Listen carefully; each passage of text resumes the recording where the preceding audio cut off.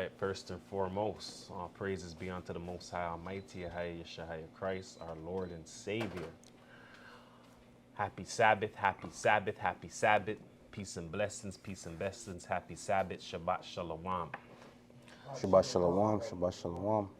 right, first and foremost, this is the Essene Community Church of Christ. My name is Archbishop Shamar, And I'm Bishop Michael Allah. and we be bringing you today's Sabbath report / lesson. All right, and we be going back into the image of God. All right, and we're at part 7 of this lesson.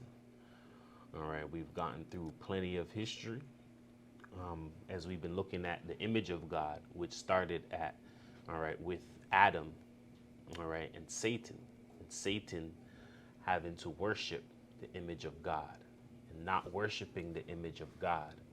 Satan was cast out. All right, and then Satan has been on a mission to make man, all right, go against the image of God, violate the image of God, all right? And there's plenty of ways that we've shown examples of that, all right? Which is first, he went to Adam, all right, violated the image of God by him making the image of God, which is an image of the Son, all right? Because Christ is the Son of God, and he made the Son of God not listen to the Father, all right? So he didn't listen to what the Father told him when he, in regards to his commandment and not eating from the tree. That's a violation of the image of God, all right? Because Christ is that image of God, all right? Anything that we're violating with the image of Christ and giving it a different image or doing something in the opposite is a violation of the image of God, all right? He then proceeds to go to Cain, all right? Cain kills his brother, another violation of the image of God, because Christ, who's in the image of God, as we all know, all right, through his glorification, all right, loves his brethren, that he laid down his life for his brethren, for the people, all right, which is the opposite of killing your brethren, which is why he says if a man hate his brother and say you love God, that cannot be so, all right? How can you love God that you cannot see, but hate your brother that you can see? Because once again, your brother is in the image of God. All right. And we've been going through to show how before the flood, they began violating the image of God through corruption of the seed of man. All right. With Nephilim, with the fallen angels. All right. God had to bring on the flood, wipe that out, start it all over again. These are all because of violations of the image of God. And not only that, they violated the creation of God, which is the animals as well. All right. Then we go to, after the flood, we go to Nimrod. Nimrod violating the image of God. Nimrod setting up things to make the whole of earth violate the image of God. God having to split the tongues. All right.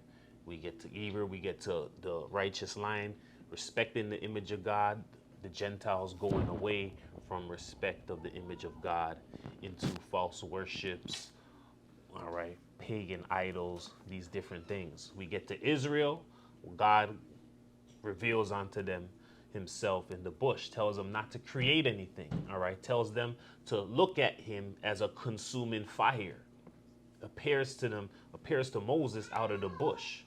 All right, tells Israel that Israel wants an image to remember this image, which is the burning bush, which God is a consuming fire. All right, who punishes those, all right, and is zealous in pursuit of those who violate the image of God.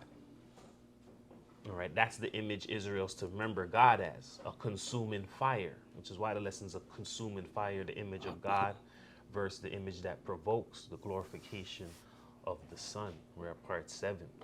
All right, we go into Israel constantly violating the image of God by provoking God with a false image, all right, image of Baal that started to creep up. And we went into all the times that the tribes was dealing with the image, they're not dealing with the image. We went into the 10 tribes, all right, continuously dealing with it, and then the Most High having to remove them, and Judah, all right, having a righteous king, And he makes them put it away, and they get saved from going into captivity like the 10 tribes. That didn't last long. They eventually go back to the sins of Jeroboam. All right. And they get casted out. All right. We've seen when the 10 tribes got casted out, they went into a part of Iran. They brought them back, and they brought those people back over into Samaria, and they became the Jews in those areas. They didn't know how to keep the laws. The Most High sent Levites down, and they were able to keep the laws after. All right. This is important as well for Hebrews, because Hebrews, especially who don't deal with Gentiles coming into the new covenant or being allowed into Israel, don't understand that when Israel was sinning against God, God removed 10 tribes and put a different people in the land to show you that he will replace them with Gentiles. And he will teach them their laws, and he will be okay with, okay, they don't know it as much, but I'll train them. And I'll do it that rather than Israel, who was sinning in the land. All right. Then we get further and further. They all get casted away. They go into they go into Syrian captivity. All right.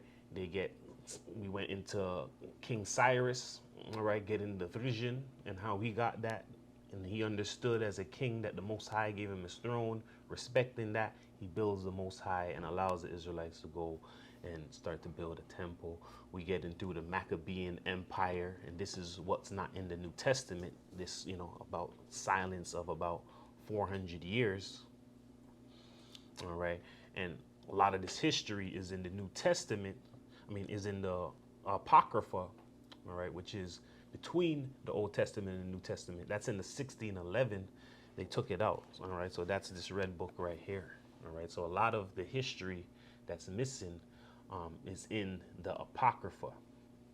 All right. And as well, the Josephus. So you're going to see that the Apocrypha, we went through the history of the Maccabean Empire, and we got up to Antiochus Epiphanes attacking a second time.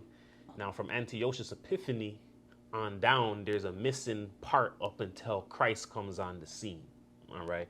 And that part we're going to see, a lot of that is why Josephus had to be there, because there's no scripture for in between those parts. All right. For in between those parts, we have to go to Josephus to get a little more history on that to see what happens. All right. So we went into the Maccabean Empire. We went into Judas Maccabee. We went into how he was helping and his sons after him, and how they were dealing with the nations and contending with them and rebuilding the temple, and they were doing treaties. We got to the part where we seen Rome come on the scene. All right, so Rome came on the scene, and we seen that Rome for the first time brought a republic. So we even seen the entrance of a republic into the scene, which was the first time. And we seen how they began to take over, and they began to do treaties with different people. All right. And they did a treaty with the Hebrews. We came across that. All right. So the Hebrews seen Rome come up. They seen for the first time the image of the nations that we're seeing now, because all the nations are in republics now. Rome was in a republic then. All right. And they had a president, one person that they put into play that they would take out of office. I believe it said it was every year at that time. All right. But now we know it's every 4 years. All right. In most places.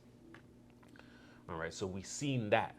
We seen then Israelites have to deal with other enemies around them, and they befriend Rome, and Rome helped them fend off enemies as well because of their friendship.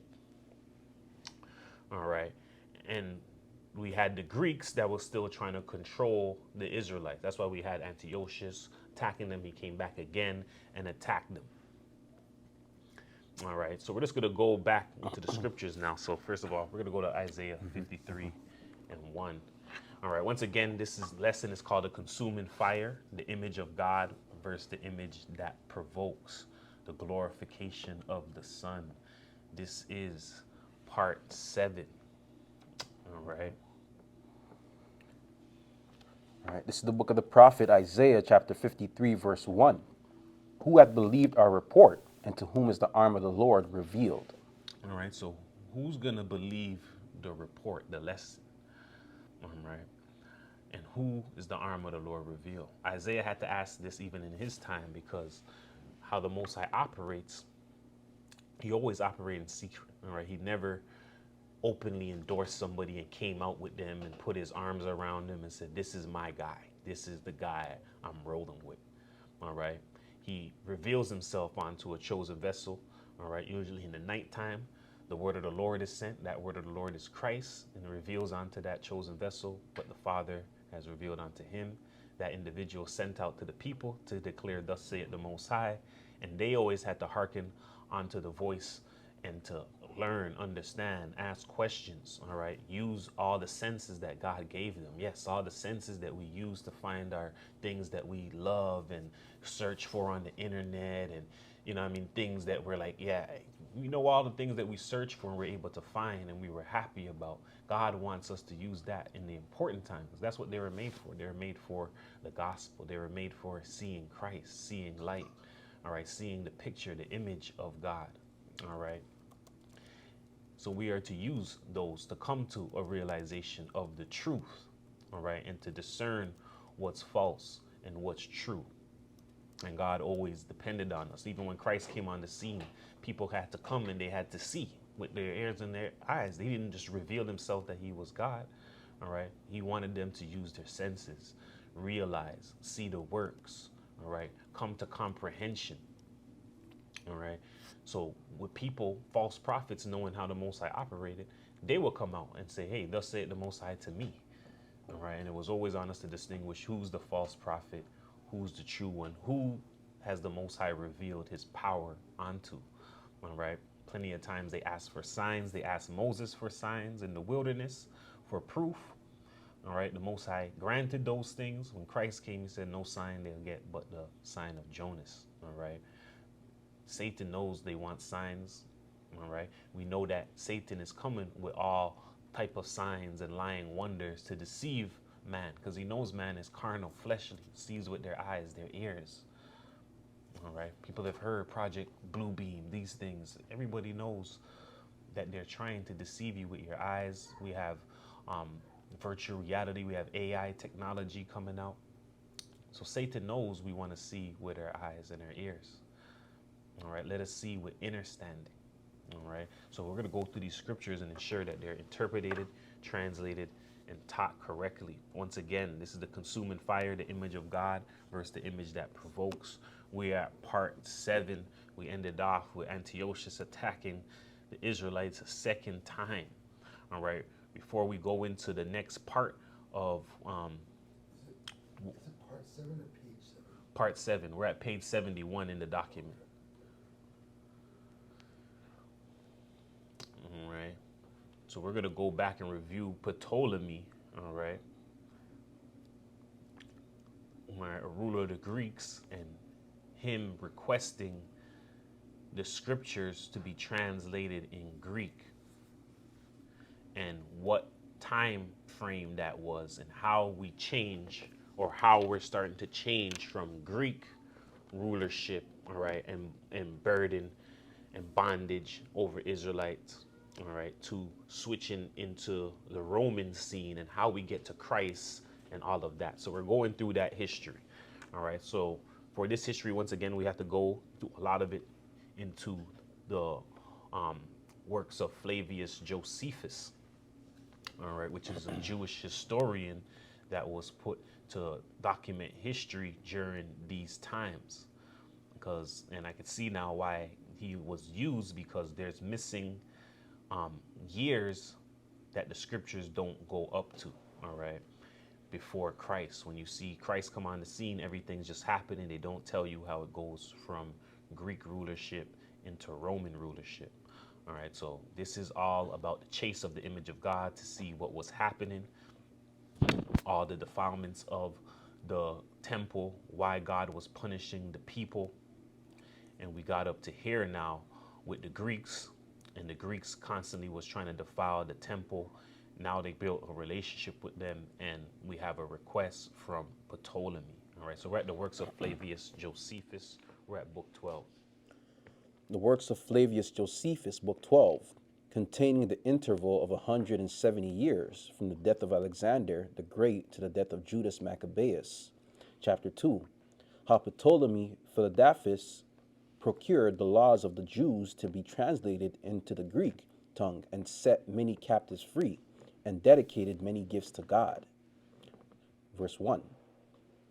When Alexander had reigned 12 years, and after him Ptolemy Soter 40 years, Philadelphus then took the kingdom of Egypt and held it 40 years within one. He procured the law to be interpreted and set free those that were come from Jerusalem into Egypt and were in slavery there, who were 120,000. The occasion was this: Demetrius Phalereus, who was library keeper to the king, was now endeavoring, if it were possible, to gather together all the books that were in the habitable earth, and buying whatsoever was any gather all the books of Salakia, and buying whatsoever was anywhere valuable or agreeable to the king's inclination, who was very earnestly set upon collecting of books, to which inclination of his Demetrius was zealously subservient. All right, so we seen Alexander was reigning there, and then we got to Ptolemy. All right, and under Ptolemy, Philadelphus, all right, went and took the kingdom of Egypt, and he held it for 40 years. All right, and he let go some of the Jews that were in Egypt that was captive, and he let them go back to Jerusalem. He let them free. And then he took on, and the Liberian keeper to the king was now taken on to get all the books that were in the habitable earth. This also happened under the Roman Empire, all right, where that's how they have all the books there with the Vatican Library. All right, so we see that people understand the importance of records in the earth and trying to collect it and buy it up to have it in their storehouse. All right, but continue for us. And when once Ptolemy asked him how many 10,000s of books he had collected, he replied that he had already about 20 times 10,000, but that in a little time he should have 50 times 10,000. But B said he had been informed that there were many books of the laws among the Jews worthy of inquiring after, and worthy of the king's library, but which, being written in characters and in a dialect of their own, will cause no small pains in getting them translated into the Greek tongue. That the character in which they are written seems to be like that which is the proper character of the Syrians, and that its sound, when pronounced, is like theirs also, and that this sound appears to be peculiar to themselves. Wherefore he said that nothing hindered why they might not get those books to be translated also. For while nothing is wanting that is necessary for that purpose, we may have their books also in this library. So the king thought that Demetrius was very zealous to procure him abundance of books, and that he suggested that what was exceeding proper for him to do. And therefore he wrote to the Jewish high priest that he should act accordingly. All right, so once again, they weren't under direct slavery of the Greeks, all right, but the Greeks was the ruling power over them. Therefore, that's why they had a friendly relationship with them. And now they wanted the book translated into their tongue. They wanted it to be like the Syrians. Now, the Syrians, they deal with the Aramaic. So that's why we go into the Aramaic as well. All right, so the Aramaic has been known to be a book of proper dialect and character, and they wanted their book to be like that book as well. All right, so we're going to go into more of the origins of the Septuagint and just look at what time period that was leading to Christ. All right. The origins of the Septuagint. The very first translation of the Hebrew Bible was made into Greek, probably as early as the 3rd century BC. This, the so-called Septuagint translation of the Hebrew Bible into Greek, is traditionally dated to the reign of Ptolemy II, Philadelphus of Egypt, 285 to 246 BC. It is commonly called the Septuagint version, from the Latin for 70, because according to the traditional account of its origin, preserved in the so-called letter of Aristeas, it had 72 translators. This letter tells how King Ptolemy II commissioned the royal librarian Demetrius of Phaleron to collect the purchase or by copying all the books in the world. He wrote a letter to Eleazar, the high priest at Jerusalem, requesting 6 elders of each tribe, in total 72 men, of exemplary life and learned in the Torah, to translate it into Greek. On arrival at Alexandria, the translators were greeted by the king and given a sumptuous banquet. They were then closeted in a secluded house on the island of Pharos, close to the seashore, where the celebrated 110-meter high lighthouse, one of the 7 wonders of the ancient world, had just been finished. According to the letter of Aristeas, the translation made under the direction of Demetrius was completed in 72 days. When the Alexandrian Jewish community assembled to hear a reading of the new version, the translators and Demetrius received lavish praise, and a curse was pronounced on anyone who should alter the text by addition, transposition, or omission. The work was then read to the king, who, according to the letter of Aristeas, marveled at the mind of the lawgiver. The translators were then sent back to Jerusalem, endowed with gifts for themselves and the high priest Eleazar. Later generations embellished the story. Philo of Alexandria, writing in the 1st century AD, says that each of the 72 translators were shut in a separate cell, and miraculously all the texts were said to agree exactly with one another, thus proving that their version was directly inspired by God. All right.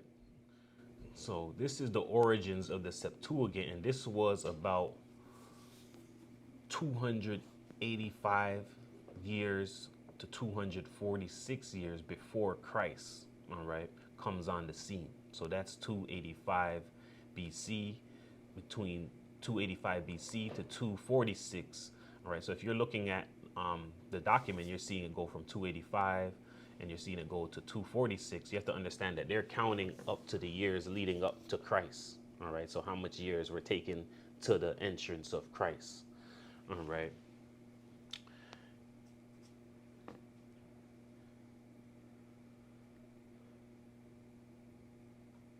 All right, so it's going, I guess you'd say it's going backwards, because we're counting up to the time of Christ, and then it goes into, after Christ.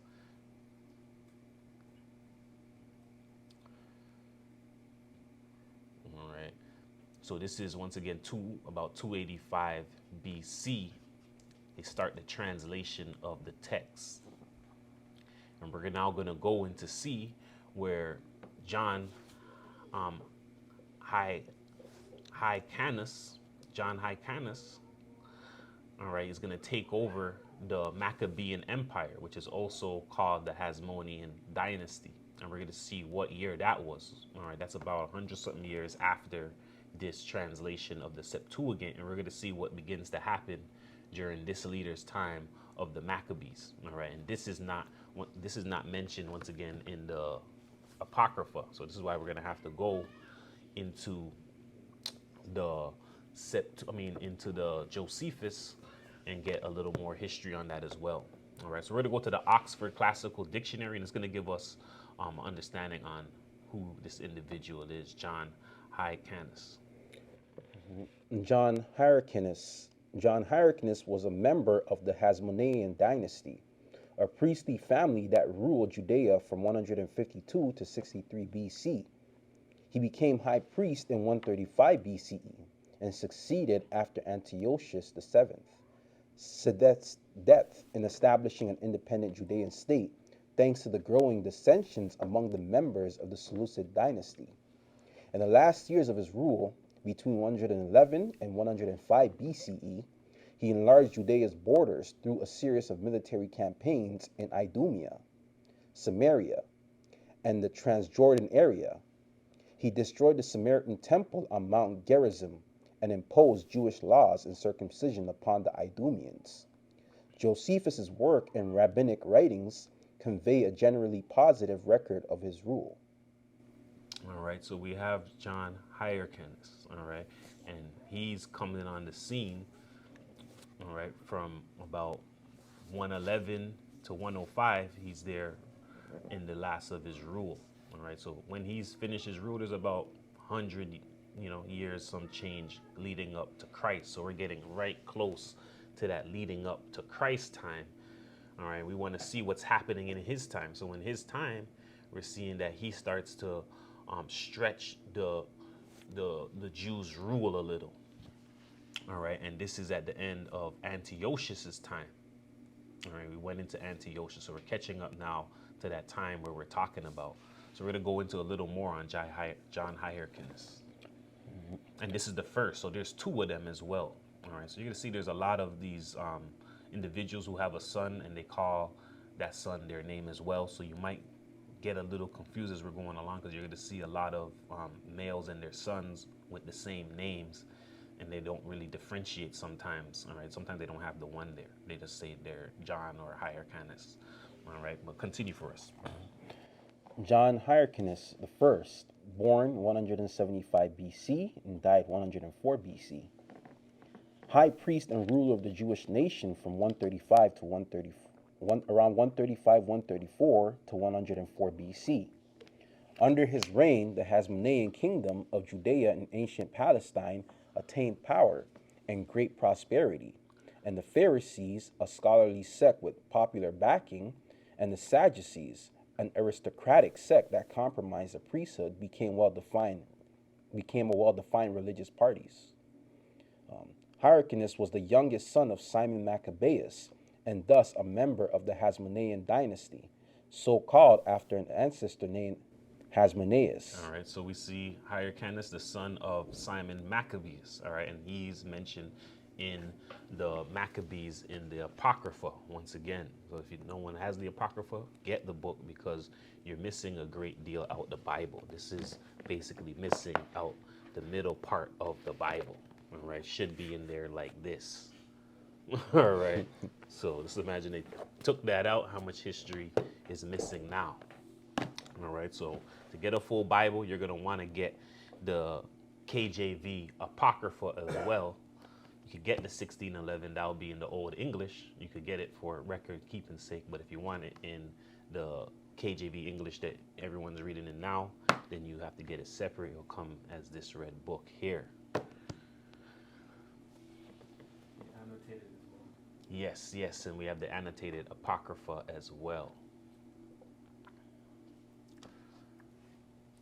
All right, so we see here that under him, he starts coming up. So continue for us. Hyrcanus was the youngest son of Simon Maccabeus and thus a member of the Hasmonean dynasty, so called after an ancestor named Hasmoneus. In 137 BC, he and his brother Judas commanded the force that heroically repelled the invasion of Judea, led by Sendebeus, the general of the Syrian king Antiochus VII Sidetes. In 135, Hyrcanus' brother-in-law Ptolemy, the governor of Jericho, assassinated Hyrcanus' father and two elder brothers. Hyrcanus then succeeded to the high priesthood and the supreme authority in Judea. The remainder of Hyrcanus' reign was marked by efforts to punish his enemies, ward off the Syrians, and enlarge Judea's boundaries. Although he struggled in vain to destroy Ptolemy, he successfully thwarted Syrian incursions by alliance with Rome and conquered the unfriendly neighboring territories of Samaria and Idumea, Edom. He forced Idumea to convert to Judaism, the first example of conversion imposed by the Jews in their history. Upon his death, Hyrcanus was succeeded by his eldest son, Aristobulus I. Hyrcanus' reign was the last under which Judea was a powerful, united state. All right, so Hyrcanus, once again, all right, conquers the unfriendly neighboring territories around Jerusalem, stretching Jerusalem's rule during his time. He went on to the Sumerians and conquered them, and we're going to see what he had to conquer them about. And he also conquered Idumea, what they say Edom. Some people might not be aware of that, but that is the name that we can trace, all right, the European grace to, all right, majority of them to, all right, the white race back to Idumea, all right, and they were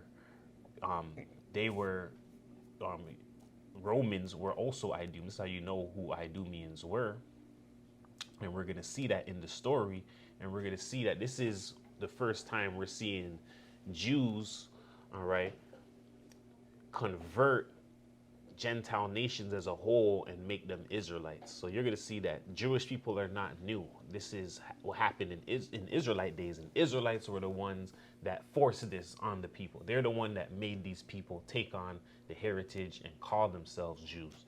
All right, they can be mad about it now, but at these times they were prideful about it to bring them in as Jews, and we're going to go further into that. All right, so during this time, we're going to go into a little history on the Essenes. What was happening with the Essenes during the time of the Maccabean history? Because we go into the Bible and we see that the Most High separated the Essenes at a time. All right. And he told Isaiah of this time and Ezekiel of these times, and with concerning the sons of Zadok. All right. And there is a mention of 390 years that the Most High would leave Israel. And that's the time where we're dealing with all of this stuff here. So we're going to see what the Essenes thought about the Maccabean Empire and where were they in all of this. Because you're going to see that during all of this, the Essenes are kind of in the background and they pop out a little. And we're going to see what kind of happens with them. So once again, we're trying to get the story in its proper perspective leading up to Christ to see the mind of the people that's around at these times. So we're going to see some history of the Essenes and the Maccabean Empire. All right. That the world may know with Ray Vanderlaan. Faithful Jews led by the Hasmonean family, known to history as the Maccabees, revolted. By God's blessing, Judah Maccabee and his brothers were victorious and drove out the pagans, reestablishing Jewish independence for the first time in nearly 500 years. The temple was cleansed and rededicated, and the worship of Yahweh resumed. The Maccabees' great victory became the focus of the Feast of Dedication, known today as Hanukkah, the book of St. John, chapter 10, verse 22. But soon the descendants of the Jewish heroes, known by their family name, Hasmoneans, became as Hellenistic as the Greeks had been. They openly flaunted the despised pagan practices and fought bitterly with those who followed the Torah. When Jonathan the Hasmonean took the office of high priest, it was the final straw. Not only was Jonathan Hellenistic in his lifestyle, he also was not of the line of Zadok, Solomon's high priest, a requirement supported by the religious community. The Hasidim, a pious group of Jewish believers, had been the main supporters of the Maccabee revolt. They now became the major opponents of the descendants of Judah and his family. Out of the Hasidim, or Hasidim, a word meaning pious ones, came two movements, the Pharisees and the Zealots, or the Zealots.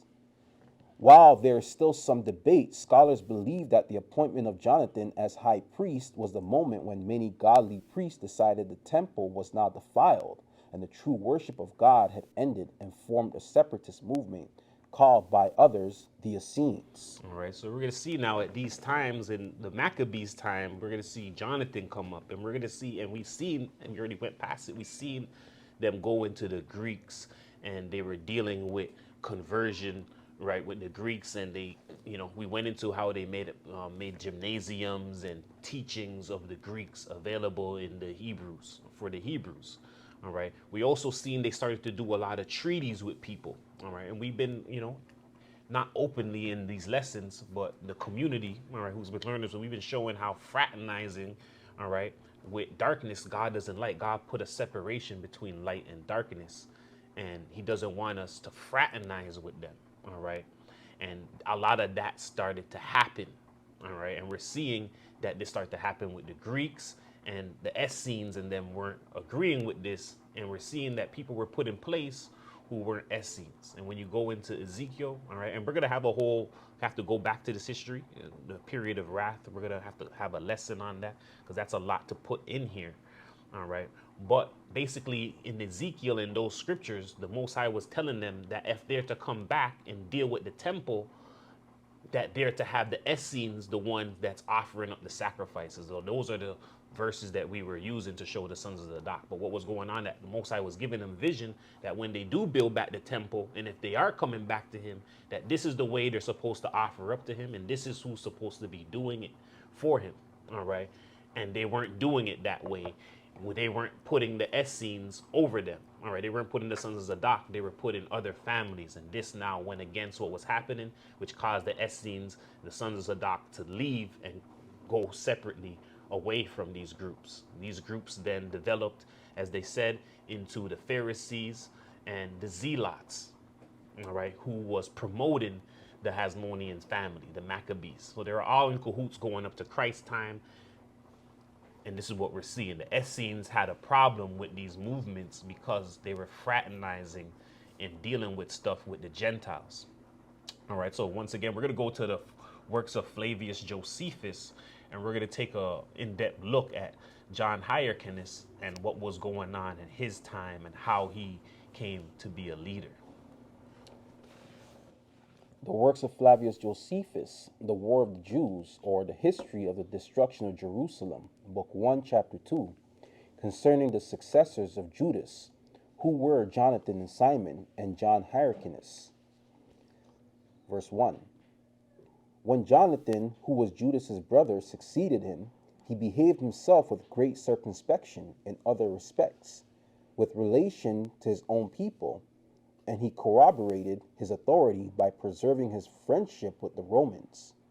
He also made a league with Antiochus, the son. All right, so we're seeing here that Jonathan, the same one that they were saying now, all right, behaved himself with great circumspect with other respects, all right, to his own people, and he corroborated his authority by preserving his relationship with the Romans, and he made a league with Antiochus, his son, all right, which is Greek. So he was making league with the Romans and the Greeks, and this is how he was keeping his power. He wasn't dealing with the Most High purely and hey, the Most High will protect us. He was, getting comfort by dealing with friendship with the other nations, all right, the Gentile nations, all right, that are dealing in certain sins. So we'll continue from this.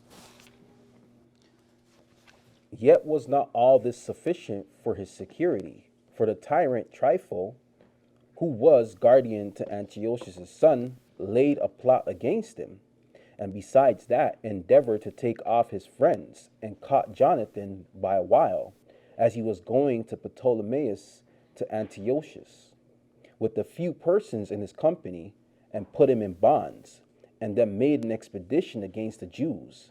But when he was afterward driven away by Simon, who was Jonathan's brother, and was enraged at his defeat, he put Jonathan to death. Verse 2. However, Simon managed the public affairs after a courageous manner, and took Gazara, and Joppa, and Jamnia, which were cities in his neighborhood. He also got the garrison under and demolished the citadel. He was afterward an auxiliary to Antiochus against Trypho, whom he besieged in Dora, before he went on his expedition against the Medes. Yet could not he make the king ashamed of his ambition, though he had assisted him in killing Trypho, for it was not long ere Antiochus sent Sendebius, his general, with an army to lay waste Judea, and to subdue Simon.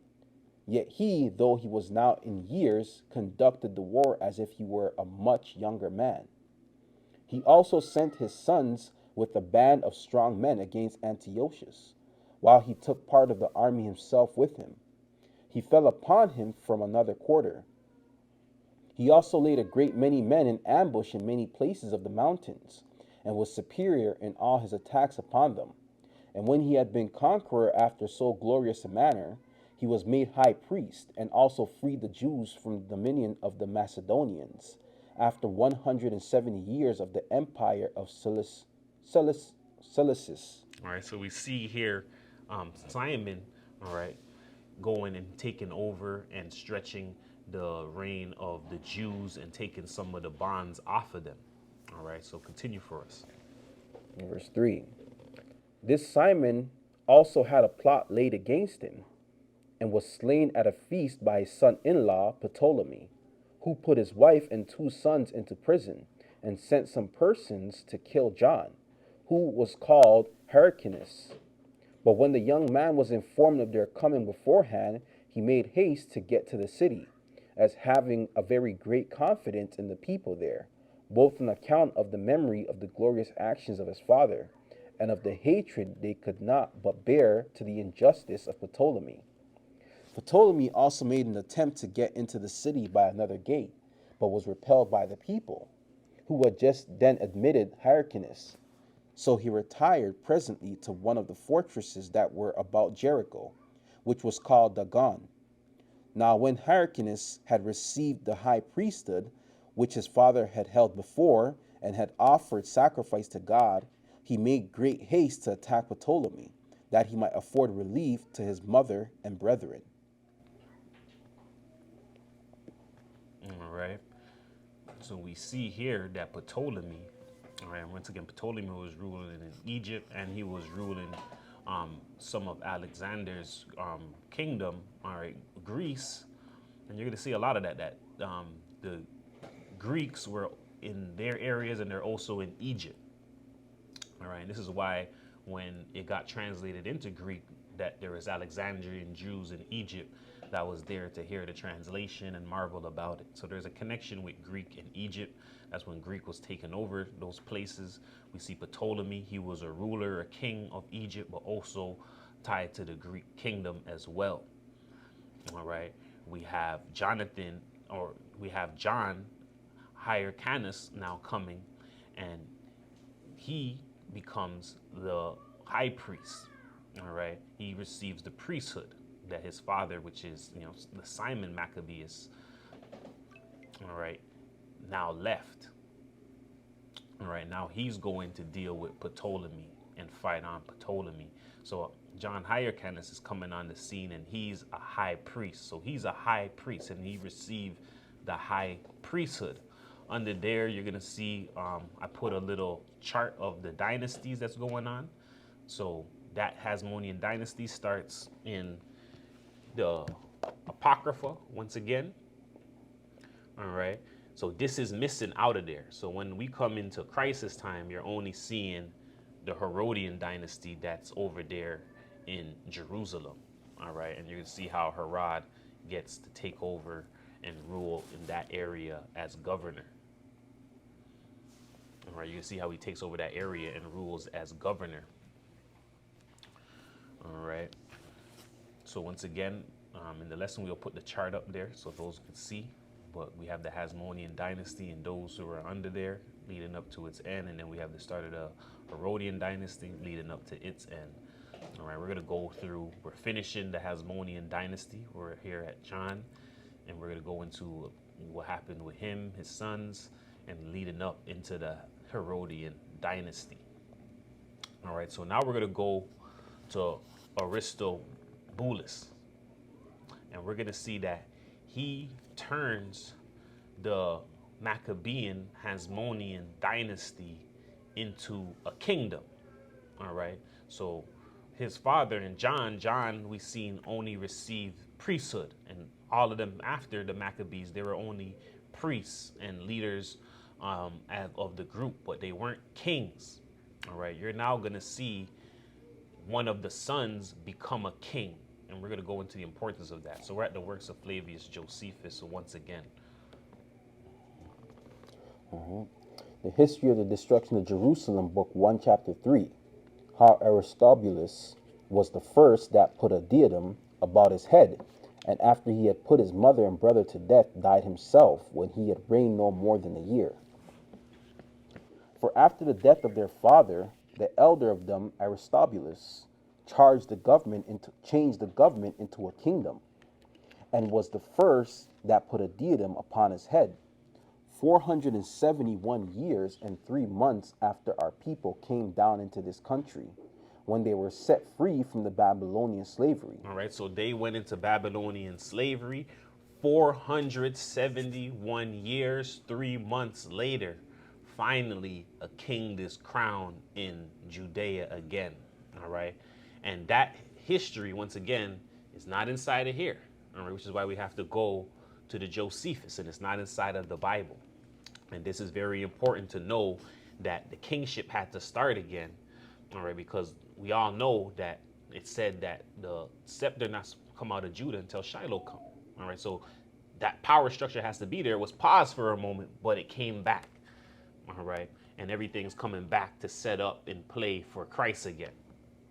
All right, so he becomes king. So after they do their reign again, Aristobulus becomes king. He changed the government of the Jews back into a kingdom.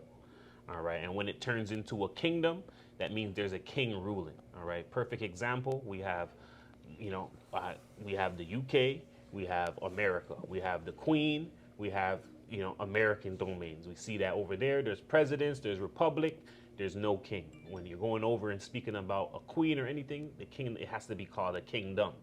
All right, because now a king is there and that's their dominion. All right, so that's how we get the name kingdom. Republic meaning the people are ruling. All right. So continue for us. Now, of his brethren, he appeared to have an affection for Antigonus, who was next to him, and made him his equal. But for the rest, he bound them and put them in prison. He also put his mother in bonds for help for her contesting the government with him. For John had left her to be the governess of public affairs. He also proceeded to that degree of barbarity as to cause her to be pinned to death in prison. All right, so his mother was to be the governess, and he was overthrowing that, and he changed it to a kingdom. She was contesting that. He put her in bonds, and he eventually put her to death in prison because of this. All right, so John Hyrcanus has 3 sons, and they're Aristobulus the first, Alexander, and Antigonus, and you're going to see these people come into play. All right. And once again, after a long period of dormancy of a king, all right, one is crowned in Jerusalem, and it's Aristobulus the first. All right, and he's the first king in 471 years, 3 months. He dies a year later. All right. And his son Aristobulus II dies as well. You're going to see that the kings didn't really last that long. And it's funny because we had, who was his name that crowned himself king again? He died. What was that guy? Bishop Eddie Long. Bishop Eddie Long. All right. So Bishop Eddie Long had a whole ceremony where I think Jews were around and all of that. And he crowned himself king of the Jews. All right. Allegedly had an ancient or old ancient scroll and they wrapped it around. So they had the old, and we'll put that clip in here too, so show that as well. But they had it old, we wrapped him up and said he is the king of the Jews. He didn't last long. He died literally how long? Maybe a year later too as well. All right. We went back to especially that after Christ there is no king of the Jews. All right. If you're gonna be a king, you're gonna be a Christian king, and he crowned himself king of the Jews, and it went away very quickly. All right, so this kind of remind me of that, where God is now, all right, you're crowning yourself, but he's not allowing them to last that long. All right, this was only for Christ's sake. All right, and now, especially after Christ, he's definitely not going to allow that, which is why I'm going to go back to the next time where someone crowns himself king of the Jews, and it didn't last long. All right. All right, so we're now going to go into the works of Flavius Josephus, book 13. All right, so we're going to go to works of Flavius Josephus, book 13, and we're going to look at Alexander, and that is the son of John Hyrcanus, and he takes over after Aristobulus. All right, we're going to see what happens with him, all right, when he is king. I'm going to continue for us. The works of Flavius Josephus, book 13, containing the interval of 82 years, from the death of Judas Maccabeus to the death of Queen Alexandra, chapter 15. How Antiochus, who was called Dionysius, and after him Aretas, made expeditions into Judea, as also how Alexander took many cities and then returned to Jerusalem, and after a sickness of 3 years died, and what counsel he gave to Alexandra. After this, King Alexander, although he fell into a distemper by hard drinking, and had a court and argue, which held him 3 years, yet would not leave off going out with his army, till he was quite spent with the labors he had undergone, and died in the bounds of Ragaba, a fortress beyond Jordan.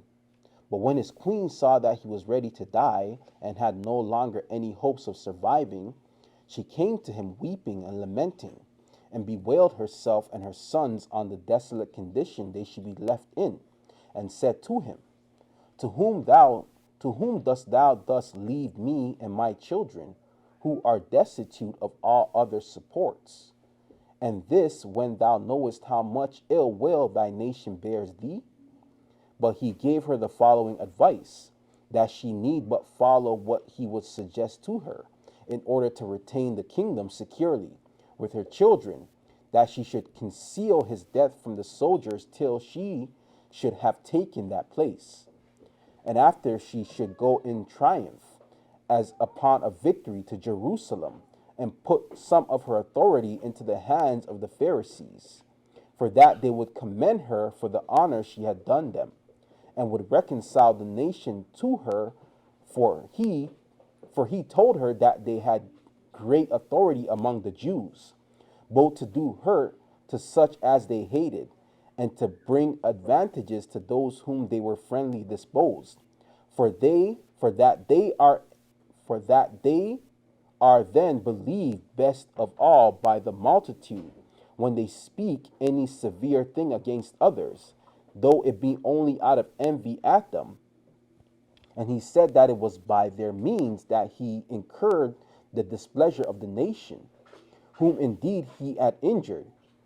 Do thou therefore, said he, when thou art come to Jerusalem, send for the leading men among them, and show them my body, and with great appearance of sincerity give them leave to use as they themselves please, whether they will dishonor the dead body by refusing it burial, as having severely suffered by my means, or whether in their anger they will offer any other injury to that body. All right, so here's King Alexander, and he's speaking to his wife, and he's telling his wife to hide his body when he's passing, he's going to be ill, and what to do. And he's telling her, all right, that to put her authority when she's in rulership into the hands of the Pharisees. So we're seeing right now how the Pharisees are going to get their power and rulership leading up to Christ. All right. So we have King Alexander, all right, a son of Hyrcanus. He's there now. He's passing. He's bringing it on to his wife. He's telling his wife that, yo, you're about to take this. This is the plot now, all right, to continue your rulership. You put these people in power, and these are the Pharisees. All right. And he says to put them in power. Why? Because they bring advantage to those who they are friendly disposed. All right. And they're believed by the multitude. So they're believed by a lot of people on what they're saying. And he wants her to keep the throne. So this is not about following God. And we just went through the love of God. All right. And following God's will first and what that is. This is for his love of the throne, why he's doing this. All right. And how they deceiving people, and they speak well, not with the law, but just they're good with flatteries, all right? They're good with deception. They're good with their speech. They're good with making people believe them, all right? And they are best believed of all by all multitude when they speak any severe thing against another, all right? And he says, send for the leading men among them, show them his body, and let them decide. So he's even giving them power to be like, hey, here's the king's body. He's saying you guys should rule, what you guys should do with it, how he should bury it. You know, if you don't want to, he said you could disgrace him or whatever. So he's giving them a lot of power, suggestion, all right, to make them feel comfortable, to make them support the female and their empire, because she's allowing them to rise up. So this is the rise of the Pharisees now. All right, so the Pharisees are rising up into power, and they're getting their power through the royalty of Judea, siding with the female who's about to be left after Alexandria, after Alexander passes. All right. So we're going to go now to the works of Josephus again into our next excerpt, and we're going to see. Finished it. Oh, actually, yeah, we have to finish that part. Sorry. All right. So we're going to finish off where we were and then go back into our next excerpt. Promise them also that thou wilt do nothing without them in the affairs of the kingdom. If thou dost but say this to them, I shall have the honor of a more glorious funeral from them than thou couldst have made for me. And when it is in their power to abuse my dead body, they will do it no injury at all, and thou wilt rule in safety. So when he had given his wife this advice, he died, after he had reigned 27 years and lived 50 years within one. All right, so he lived 51 years. He reigned for 27 years, and he's passing on. All right. So we're going to go to a next excerpt out of Josephus about the same time. All right. And what he reports in the next section of these records about Alexandria again. All right. So we're going to continue. The works of Flavius Josephus, The War of the Jews, or The History of the Destruction of Jerusalem, Book 1, Chapter 5. Alexandria reigns 9 years, during which time the Pharisees were the real rulers of the nation. Now Alexander left the kingdom to Alexandra his wife, and depended upon it that the Jews would now very readily submit to her, because she had been very averse to such cruelty as he had treated them with, and had opposed his violation of their laws, and had thereby got the goodwill of the people. Nor was he mistaken as to his expectations, for this woman kept the dominion, by the opinion that the people had of her piety. For she chiefly studied the ancient customs of her country, and cast those men out of the government that offended against their holy laws. And as she had 2 sons by Alexander, she made Hyrcanus the elder high priest, on the account of his age, as also, besides that, on account of his inactive temper, no way disposing him to disturb the public. But she retained the younger, Aristobulus, with her as a private person, by reason of the warmth of his temper. All right, so you're going to see that Alexander and Alexandria, they have children. She calls one Hyrcanus, so that's another Hyrcanus that comes on the scene again. He's high priest, all right, and he's going to battle with his brother. And you're going to see Aristobulus, all right, Aristobulus becomes the king, and you're going to see Alexander has a son, and his son is named the same name as him, all right, so you're going to see that he's Aristobulus II. He's got the same name as his father. All right, we're on Verse 2. what page are we on? Hold on. 79. All right, we're on page 79. All right. So once again, she studied the law. She put the Pharisees in power, and she was allowing the Pharisees to kick out who they thought was offending the law. So we see when Christ came on the scene, the Pharisees had control, and they were very strict with the law. They're seeing who they would kick out if you offend the law or whatever. So this is the climate that's happening as we're getting to Christ. All right, the Pharisees are there. They're dealing with the law. Their interpretation of the law, you offend, they're gonna oust you. All right, that's what was happening at these times. All right, so continue for Verse 2. And now the Pharisees joined themselves to her, to assist her in the government. These are a certain sect of the Jews that appear more religious than others, and seem to interpret the laws more accurately. Lo, Alexandra hearkened to them to an extraordinary degree, as being herself a woman of great piety towards God. But these Pharisees artfully insinuated themselves into her favor by little and little, and became themselves the real administrators of the public affairs. They banished and reduced whom they pleased. They bound and loosed men at their pleasure. And, to say all at once, they had the enjoyment of the royal authority, whilst the expenses and difficulties of it belonged to Alexandra. All right, so they were dealing with the law part, administering the law, banishing people, doing as they please. Alexandria was doing with the governmental part, all right, and the expenses and all of that. But they basically took over the authority of rulership, being the administrator of public affairs. And once again, that's why we see when Christ came on, he's contending with the Pharisees, and the rest of the people are there with the Pharisees. So the Sadducees are there; they're all there. You're gonna see that they have to be okay. They're all okay with the Pharisees because the Pharisees is the leading group. The Pharisees have a tie to the royalty that's there, and you're gonna see that the Jews are ruling right now, and this is a Jew that's ruling, and the Pharisees, the priesthood, is coming close to the royalty. You're gonna see that kingship go away, and you're going to see how the Pharisees continue this closeness with the rulers that's going to be there, which is the Romans. All right, so we're seeing the Pharisees, they're getting their way into this now, and they're rising up, and they're taking over after the Maccabean Empire. All right, they're now beginning to rise up. So the Maccabees was in control of the priesthood, and now we're seeing it start to switch over to the Pharisees, and this is who Christ is coming on the scene with. Christ is not contending with Maccabees, all right, or Hasmonean priesthood. He's dealing with the Pharisees and the Sadducees, all right, the scribes. So once again, we have to go through this just to show you, everybody, how we're getting up to the time of Christ. All right, so we're going to go to the works of Flavius Josephus again, and we're going to review the two brothers and their dispute over the kingship of Israel. All right.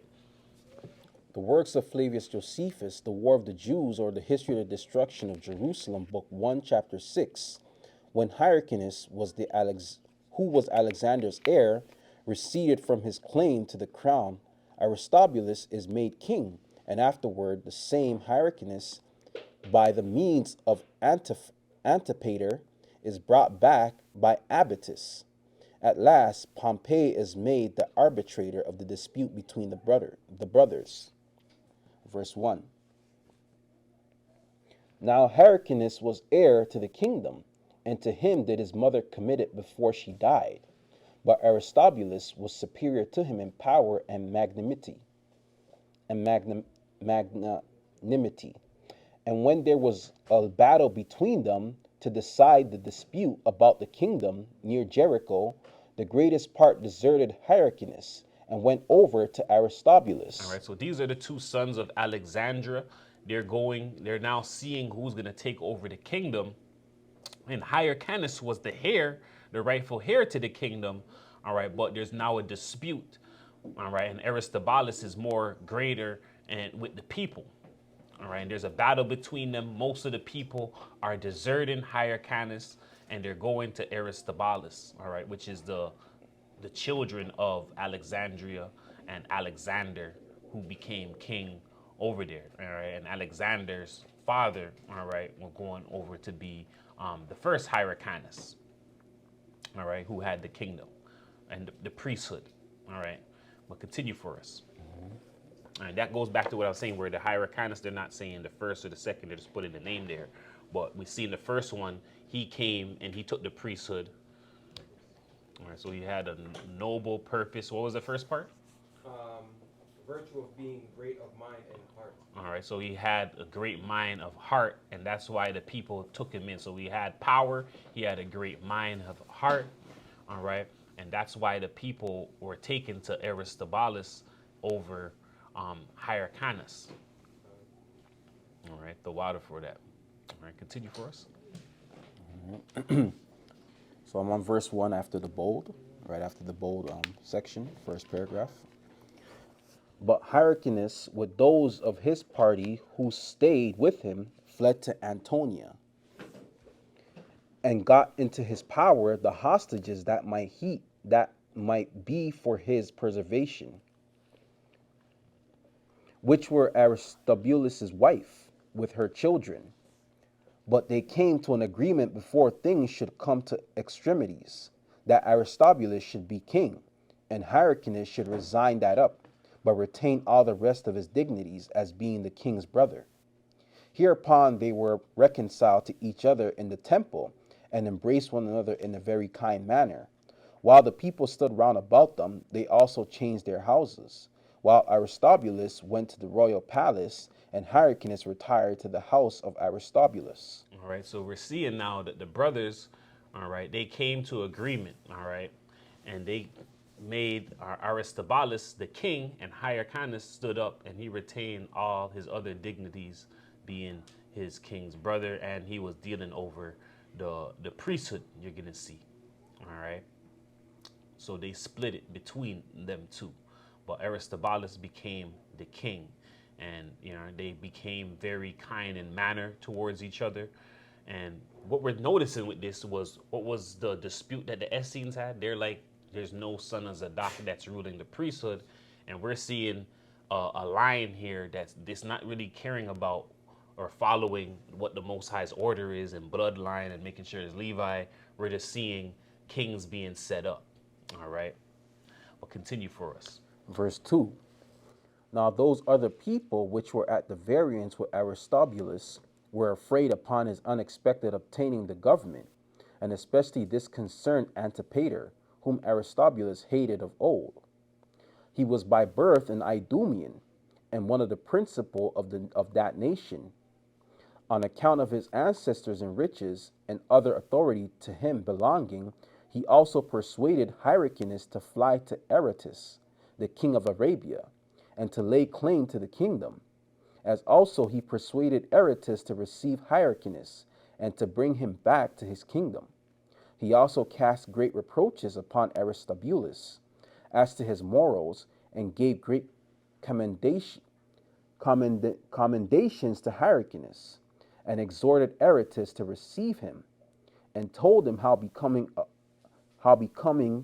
a filling or filing it would be for him, who ruled so great a kingdom, to afford his assistance to such as are injured, alleging that Hyrcanus was treated unjustly by being deprived of that dominion which belonged to him by the prerogative of his birth. All right, so you're going to see that Antipater, all right, who is ruling, he by birth is an Idumean. And you're going to see that these are the race of the people who's going to be the Romans. And you're going to see that Antipater is actually going to become the father of the person whose name Herod. All right, so he's going to become the father of the individual whose name Herod later on when Christ comes on the scene. All right, so we're seeing a connection here. All right, and he's saying that Aristobulus, this king, doesn't like Idumeans. All right, he doesn't like them. So he's trying to convince the son, Hyrcanus, all right, that just lost his kingdom and agreed with his brother that, hey, I'll be the right hand man and you'll call the shots. He's convincing him now that he was done wrong and disrespected, and this kingdom should be yours by your birthright. This is yours. You're the elder. They ousted you. How can you look at that as a respect? So he's trying to get into his ears once again.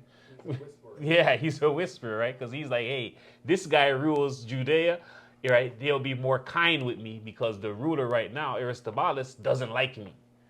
All right. So we're kind of seeing, once again, we have to go into the Josephus and get the climate of what's happening leading up to Christ. All right, this is what the whole emphasis of this is. We're seeing what was happening with the temple. Let's not get away from the image of God. All right, but we got to see what was transpiring with who they're putting over, violations of the temple. We're seeing the Essenes, they have a problem. What's the problem? Whoever's in the temple is not a son of Zadok.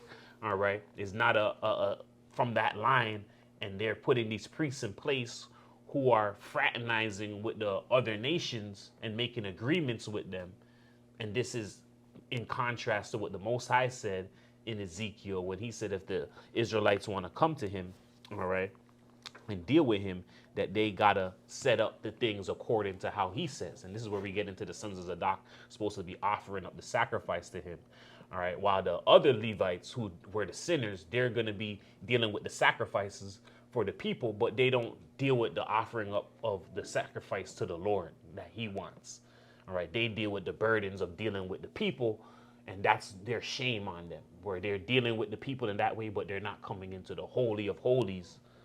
All right, but they're allowing these other people to come into the Holy of Holies now. And the sons of Zadok have left the temple, And this is why it's a violation against the image of God, because they're allowing uncircumcised people who the Most High said not to come into the temple, to come in there. And we're seeing the whole setup now leading into Christ, and Christ when he's going to come and visit the temple. All right. So just focusing on the point here. Continue for us. And when he had predisposed them both to do what he would have them, he took Hyrcanus by night and ran away from the city. And continuing his flight with great swiftness, he escaped to the place called Petra, which is the royal seat of the king of Arabia, where he put Hyrcanus into Aretas's hand. And by discoursing much with him and gaining upon him with many presents, he prevailed with him to give him an army that might restore him to his kingdom. This army consisted of 50,000 footmen and horsemen, against which Aristobulus was not able to make resistance, but was deserted in his first onset and was driven to Jerusalem. He also had been taken at first by force. If Scarius, the Roman general, had not come and seasonably interposed himself and raised the siege, this Scarius was sent into Syria from Armenia by Pompey the Great, when he fought against Tigranes. So Scarius came to Damascus, which had been lately taken by Metellus and Lollius, and caused them to leave the place. And upon his hearing how the affairs of Judea stood, he made haste thither as to a certain booty, or is that booty? Yeah. All right. So we're seeing here now that he's convincing Hyrcanus, all right, to go to the Arabians, all right, go over there and the royal seat of King of Arabia, take over that kingdom over there. He put Aretius into Hyrcanus's hand. You know, he allowed him to get an army now of 50,000 footmen, and now, right, he's taken over that kingdom over there and chases Aristobulus all the way to Jerusalem. So he's back at Jerusalem. He's ruling over there, all right, and he has, you know, some of his kingdom back, but he really wants to go to Jerusalem, take that kingdom, all right. And this is help from the Roman general who's trying to make this guy take over his brother's spot, because once again, that brother Aristobulus doesn't like Idumeans, all right, and the Idumean wants someone who's in favor of him to be put into leadership. All right, so we're gonna go now and we're gonna look at Pompey. So we've seen Pompey get mentioned here. We're gonna see Pompey see that, all right, after this happens, all right, Jerusalem's a little weak, all right, it's disjointed, they're not in union. We're going to see him now go and take a charge for Jerusalem, all right. So we're going to see him go and try to go for Jerusalem and what happens with that. The works of Flavius Josephus, The War of the Jews, or the History of the Destruction of Jerusalem, Book 1, Chapter 7. How Pompey had the city of Jerusalem delivered up to him, but took the temple by force. How he went into the Holy of Holies, as also what were his outer exploits in Judea.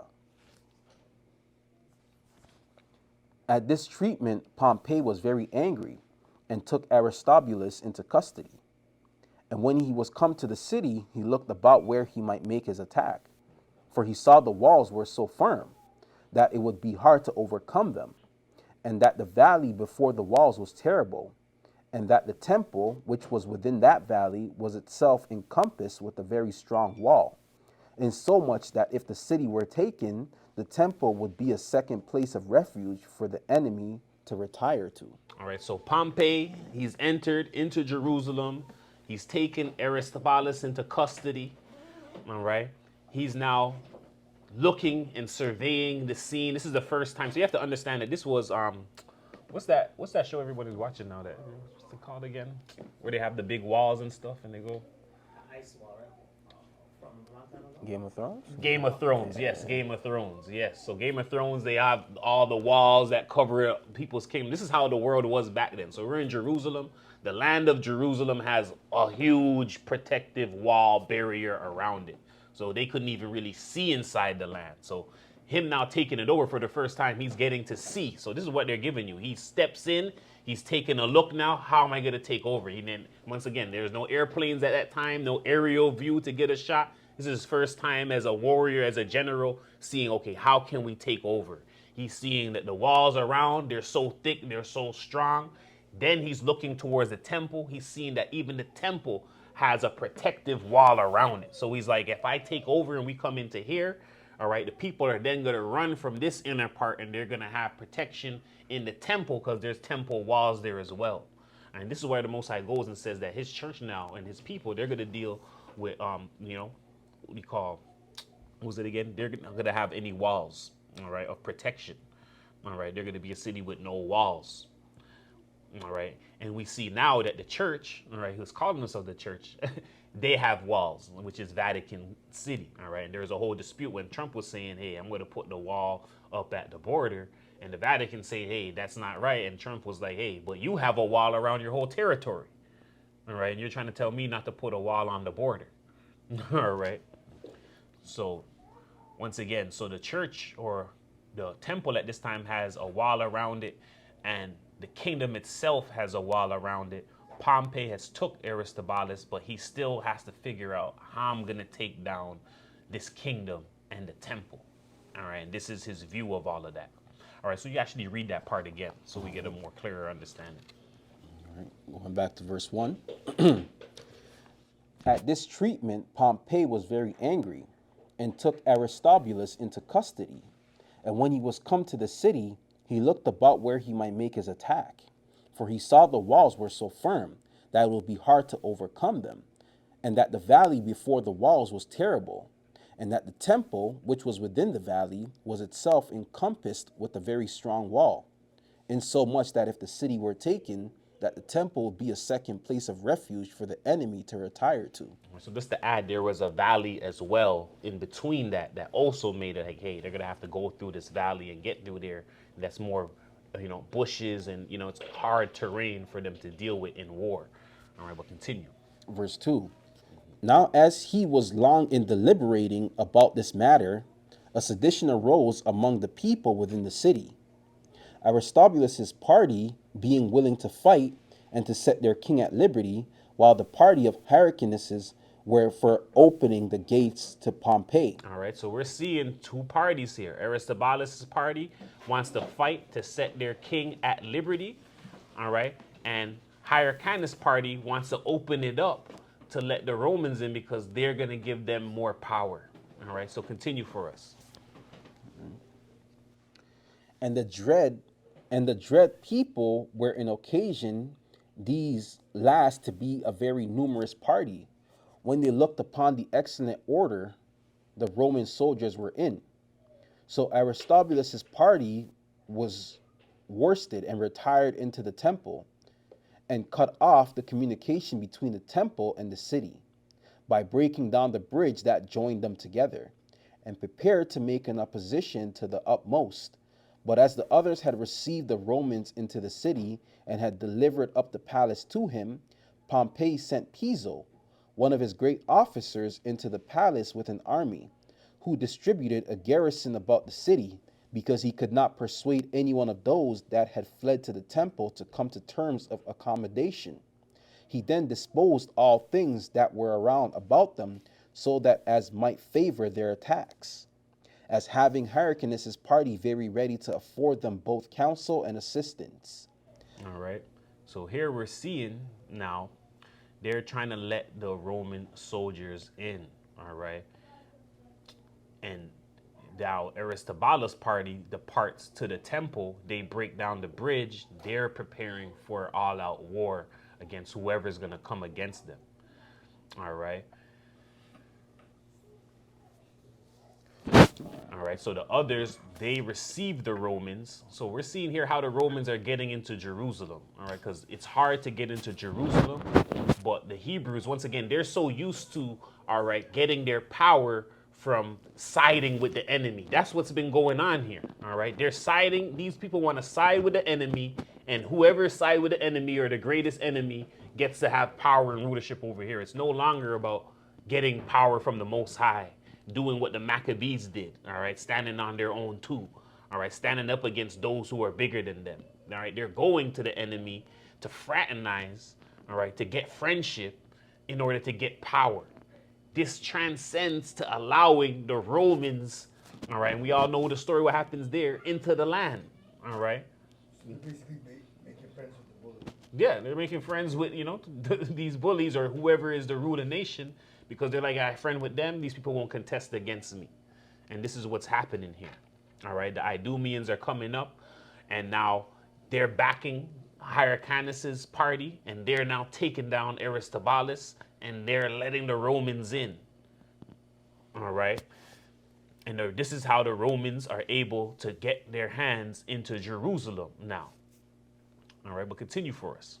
Verse 3. But Pompey himself filled up the ditch that was oiled the north side of the temple. But Pompey himself filled up the ditch that was on the north side of the temple, and the entire valley also, the army itself being obliged to carry the materials for that purpose. All right, so just to even point out, Pompey sent Piso, and I believe that's Piso who people try to say at this point, I guess, is when the Piso family was able to enter into the temple and they made Christ. So there's a whole doctrine that Christ was made by the Piso family, all right, when they took over. And this is the Romans now taking over, and they're saying that the Piso family drew up this Christ. All right, this is some of the doctrine that some Hebrews have that go against Christ. All right, that it was when the Romans took over and this Piso here created a fake Christ. All right, I don't know if that same Piso, but that's the same, Yeah, it's a very dangerous doctrine. Very dangerous.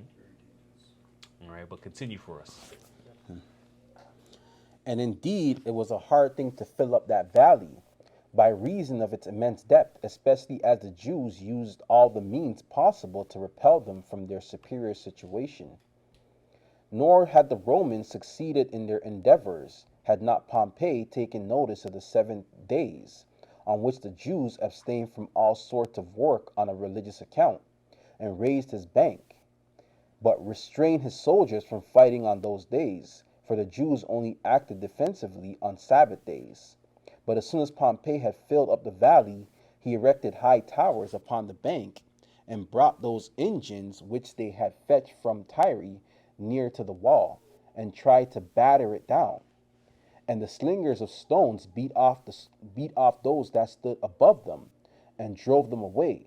But the towers on this side of the city made very great resistance, and were indeed extraordinary both for largeness and magnificence. All right, so we're seeing Pompey is taken down. He's trying to fight against the Jews. He realized that the Jews take notice of the 7 days on which the Jews abstain from all sorts of work.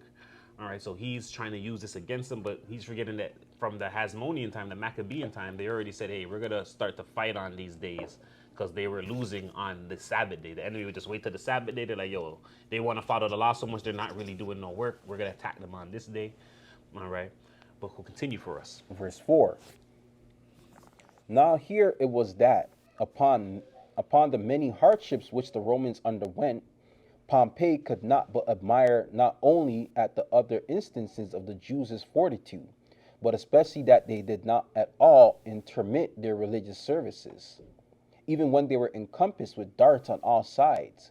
For as if the city were in full peace, their daily sacrifices and purifications, and every branch of their religious worship was still performed to God with the utmost exactness. All right, so once again, we're looking at the climate of the image of God. So you're going to see here that, okay, they're not putting the priests into play, but when it comes to keeping the laws and offering up the sacrifices, these people was very set on making sure that they don't miss a marker with nothing. All right, and this is why Christ had to come to reveal their sins unto them. All right, which they're not really dealing with God, because they started to deal with the temple and think that they're really dealing with the temple correctly. All right, but the whole point of that is to acknowledge the true temple, which is Christ, which they end up denying. All right, so they were, even under their enemy, they're offering up the sacrifices at the exact moments that they need to, like they were in peace. So while all this hostile stuff is going on, fighting, they're still offering up. It's funny because we were taking in this week video Hell Week with the Navy SEALs, and one of their things is, hey, there's gunshots going on, there's all this stuff going on, and you still have to, at that moment, operate regularly and do your regular stuff. And that's hard to do when chaos is happening. So we're seeing here that the Israelites had this, all right, calmness, and okay, we're not frightened, things is happening, but we're still able to have our mind and offer up these sacrifices in their exactness. That's how much they wanted to keep these laws we're seeing. All right, we'll continue for us. Nor indeed when the temple was actually taken, and they were every day slain about the altar, did they leave off the instances of their divine worship that they were appointed by their law. For it was in the 3rd month of the siege before the Romans could even with great difficulty overthrow one of the towers and get into the temple. All right, so 3 months they're fighting for and trying to besiege before they can even overthrow one tower and begin to get into the temple. All right, so continue for us. Now he that first of all ventured to get over the wall was Faustus Cornelius, the son of Sila, or Scylla. And after him, and next after him were 2 centurions, Furius and Fabius. And every one of these was followed by a cohort of his own, and who encompassed the Jews on all sides and slew them, some of them as they were running for shelter to the temple, and others as they for a while fought in their own defense. All right, so they're getting over the tower. They're finally able to get to the temple part. They're not in the temple yet, but they're seeing men start to run. Do all of this. They're now hitting down men. So we're seeing that they had to climb over a wall. They got over it. They have men with them. They're now encompassing Jerusalem. They're now chasing down whoever they could find. All right, because they're over the wall. All right, so continue for us. Verse 5. And now did many of the priests, even when they saw their enemies assailing them with swords in their hands without any disturbance, go on with their divine worship, and were slain while they were offering their drink offerings and burning their incense, as performing their duties about preferring the duties about their worship to God before their own preservation. All right, so once again, so they were seeing the enemy come with their swords and anything, and without any disturbance, they were still going on with their divine worship. Even though they were being slain, they were like, we're still going to offer up the drink offering, the incense, everything, preferring these duties, all right, to continue doing that and get slain. So that's how much they were headstrong on. We're going to keep these laws. If we see enemy coming, I'm still trying to offer it up to the last breath of me. All right, but continue. The greatest part of them were slain by their own countrymen of the adverse faction, and an innumerable multitude threw themselves down precipices. Nay, some there were who were so distracted among the insuperable difficulties they were under, that they set fire to the buildings that were near to the wall, and were burnt together with them. Now of the Jews were slain 12,000, but of the Romans very few were slain, but a greater number was wounded. All right, so the Romans were wounded. The Jews, 12,000 were slain. All right, a lot of Romans were wounded, but they weren't slain like that. Very few slain. A lot of them wounded. 12,000 of the Jews slain. This is all-out war once again. And this is happening because the 2 brothers are fighting over this whole kingship thing. And one brother had the Idumeans in his ear. And this has now caused the Idumeans now, under Pompey, the general of one of the Romans, to come into the land with his army now and to finally take over this whole thing, to put Hyrcanus in power and to subdue Aristobulus, who hated the Idumeans. All right, didn't like them. Divide and conquer. All right, divide and conquer. All right, so this is how we're seeing the Romans get their power, usurp the power of the Greeks that was going on and they had over Jerusalem. This is their opportunity. So we're seeing that even in the last lesson, we were looking at how the Greeks and the Romans were befriending the Israelites because they were setting up for a little war between themselves. All right. Even all of that, you mentioning that there, when they were going into the land of Canaan, the Most High told them to eradicate everybody, because if you don't, they become a thorn in your side. Thorn. This is they're continuously coming and coming. All right.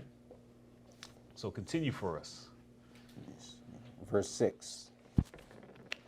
But there was nothing that affected the nation so much in the calamities that were then under, as that their holy place, which had been hitherto seen by none, should be laid open to strangers. For Pompey and those that were about him went into the temple itself, whither it was not lawful for any to enter but the high priest, and saw what was reposited therein, the candlestick with its lamps, and the table, and the pouring vessels and censers, all made entirely of gold, as also a great quantity of spices heaped together, with 2,000 talents of sacred money. Yet did not he touch that money, nor anything else that was there reposited, but he commanded the ministers about the temple the very next day after he had taken it, to cleanse it, and to perform their accustomed sacrifices.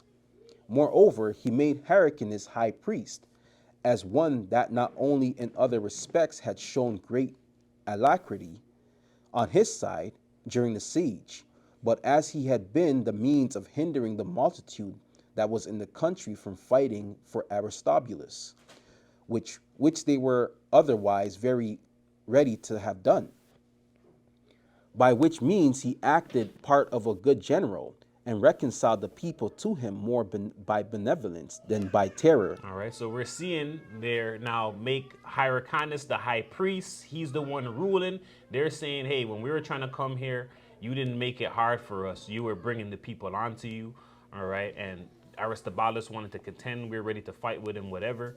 All right, but you did a good thing. You were a good general, all right, for the Romans. All right, but continue for us.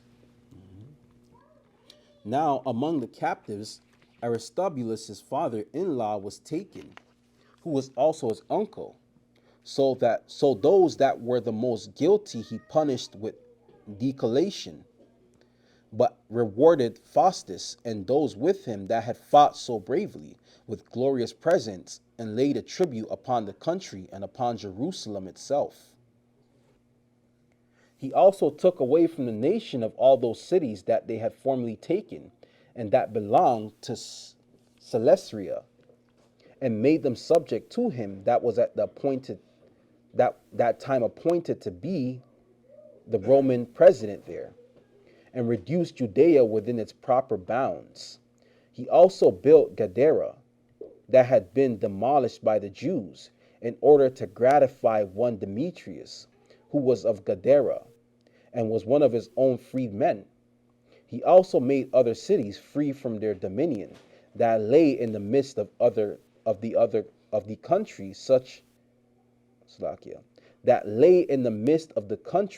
such, I mean, as they had not demolished before that time.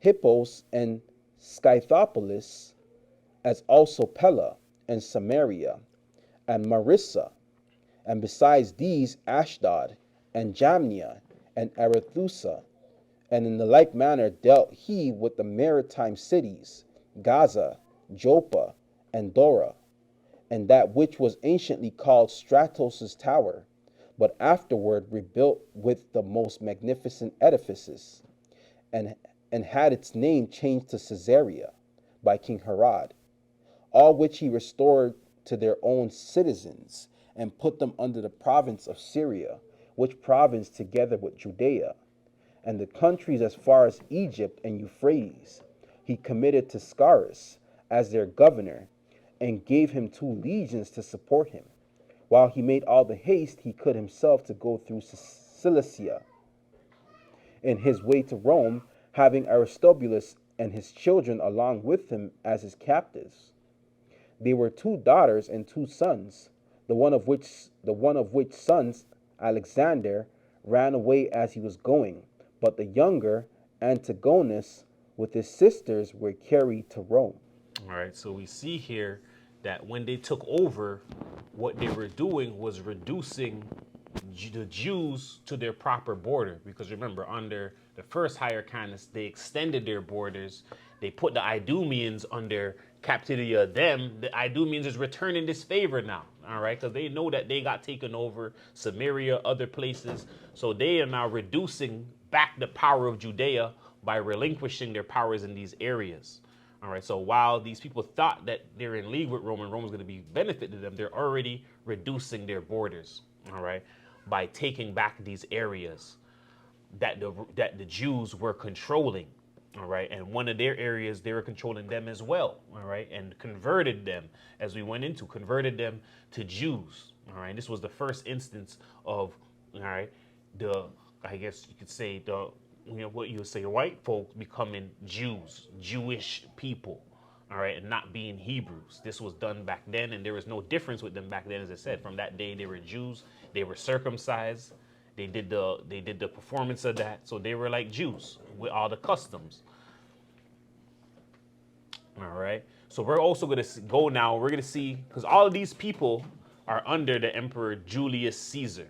So we're going to see that it's actually coming from Caesar, who says that he wants Hyrcanus to be the priest over Jerusalem. So we're going to go to Flavius Josephus and look at the next excerpt where it's Caesar who's sending this stuff to be done from Rome. All right. Works of Flavius Josephus, Antiquities of the Jews, Book 14, containing the interval of 32 years, from the death of Queen Alexandra to the death of Antigonus, chapter 10.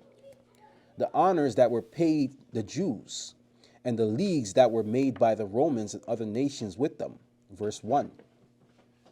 Now when Caesar was come to Rome, he was ready to sail into Africa to fight Scipio and Cato. When Hyrcanus sent ambassadors to him, and by them desired that he would ratify that league of friendship and mutual alliance which was between them, and it seems to me to be necessary here to give an account of all the honors that the Romans and their emperor paid to our nation, and of the leagues of mutual assistance they have made with it, that all the rest of mankind may know what regard the kings of Asia and Europe have had to us, and that they have been abundantly satisfied of our courage and fidelity. For whereas many will not believe what hath been written about us by the Persians and Macedonians, because those writings are not everywhere to be met with, nor do lie in public places, but among us ourselves and certain other barbarous nations, while there is no contradiction to be made against the decrees of the Romans, for they are laid up in the public places of the city, and are extant still in the Capitol, and engraven upon pillars of brass.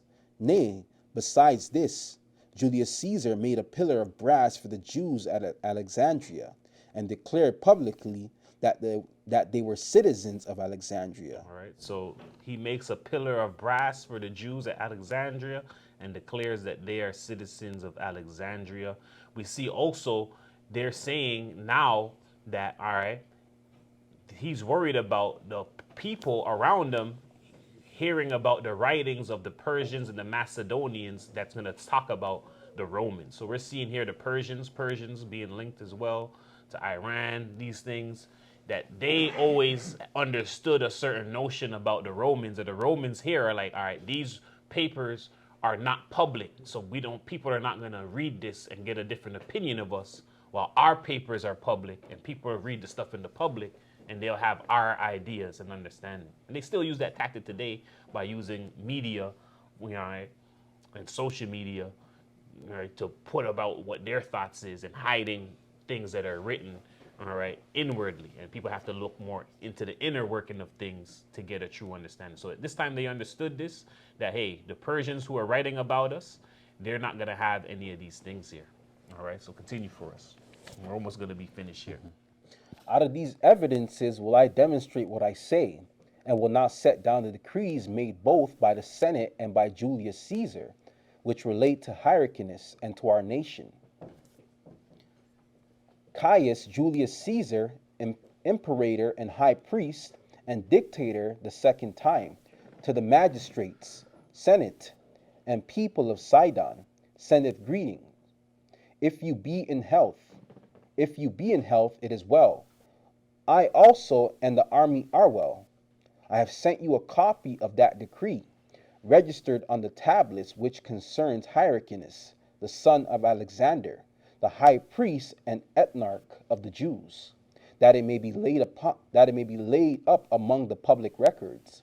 and I will that it be openly proposed in a table of brass, both in Greek and in Latin. And it is as it follows: I, Julius Caesar, imperator, the second time, and high priest, have made this decree with the approbation of the Senate.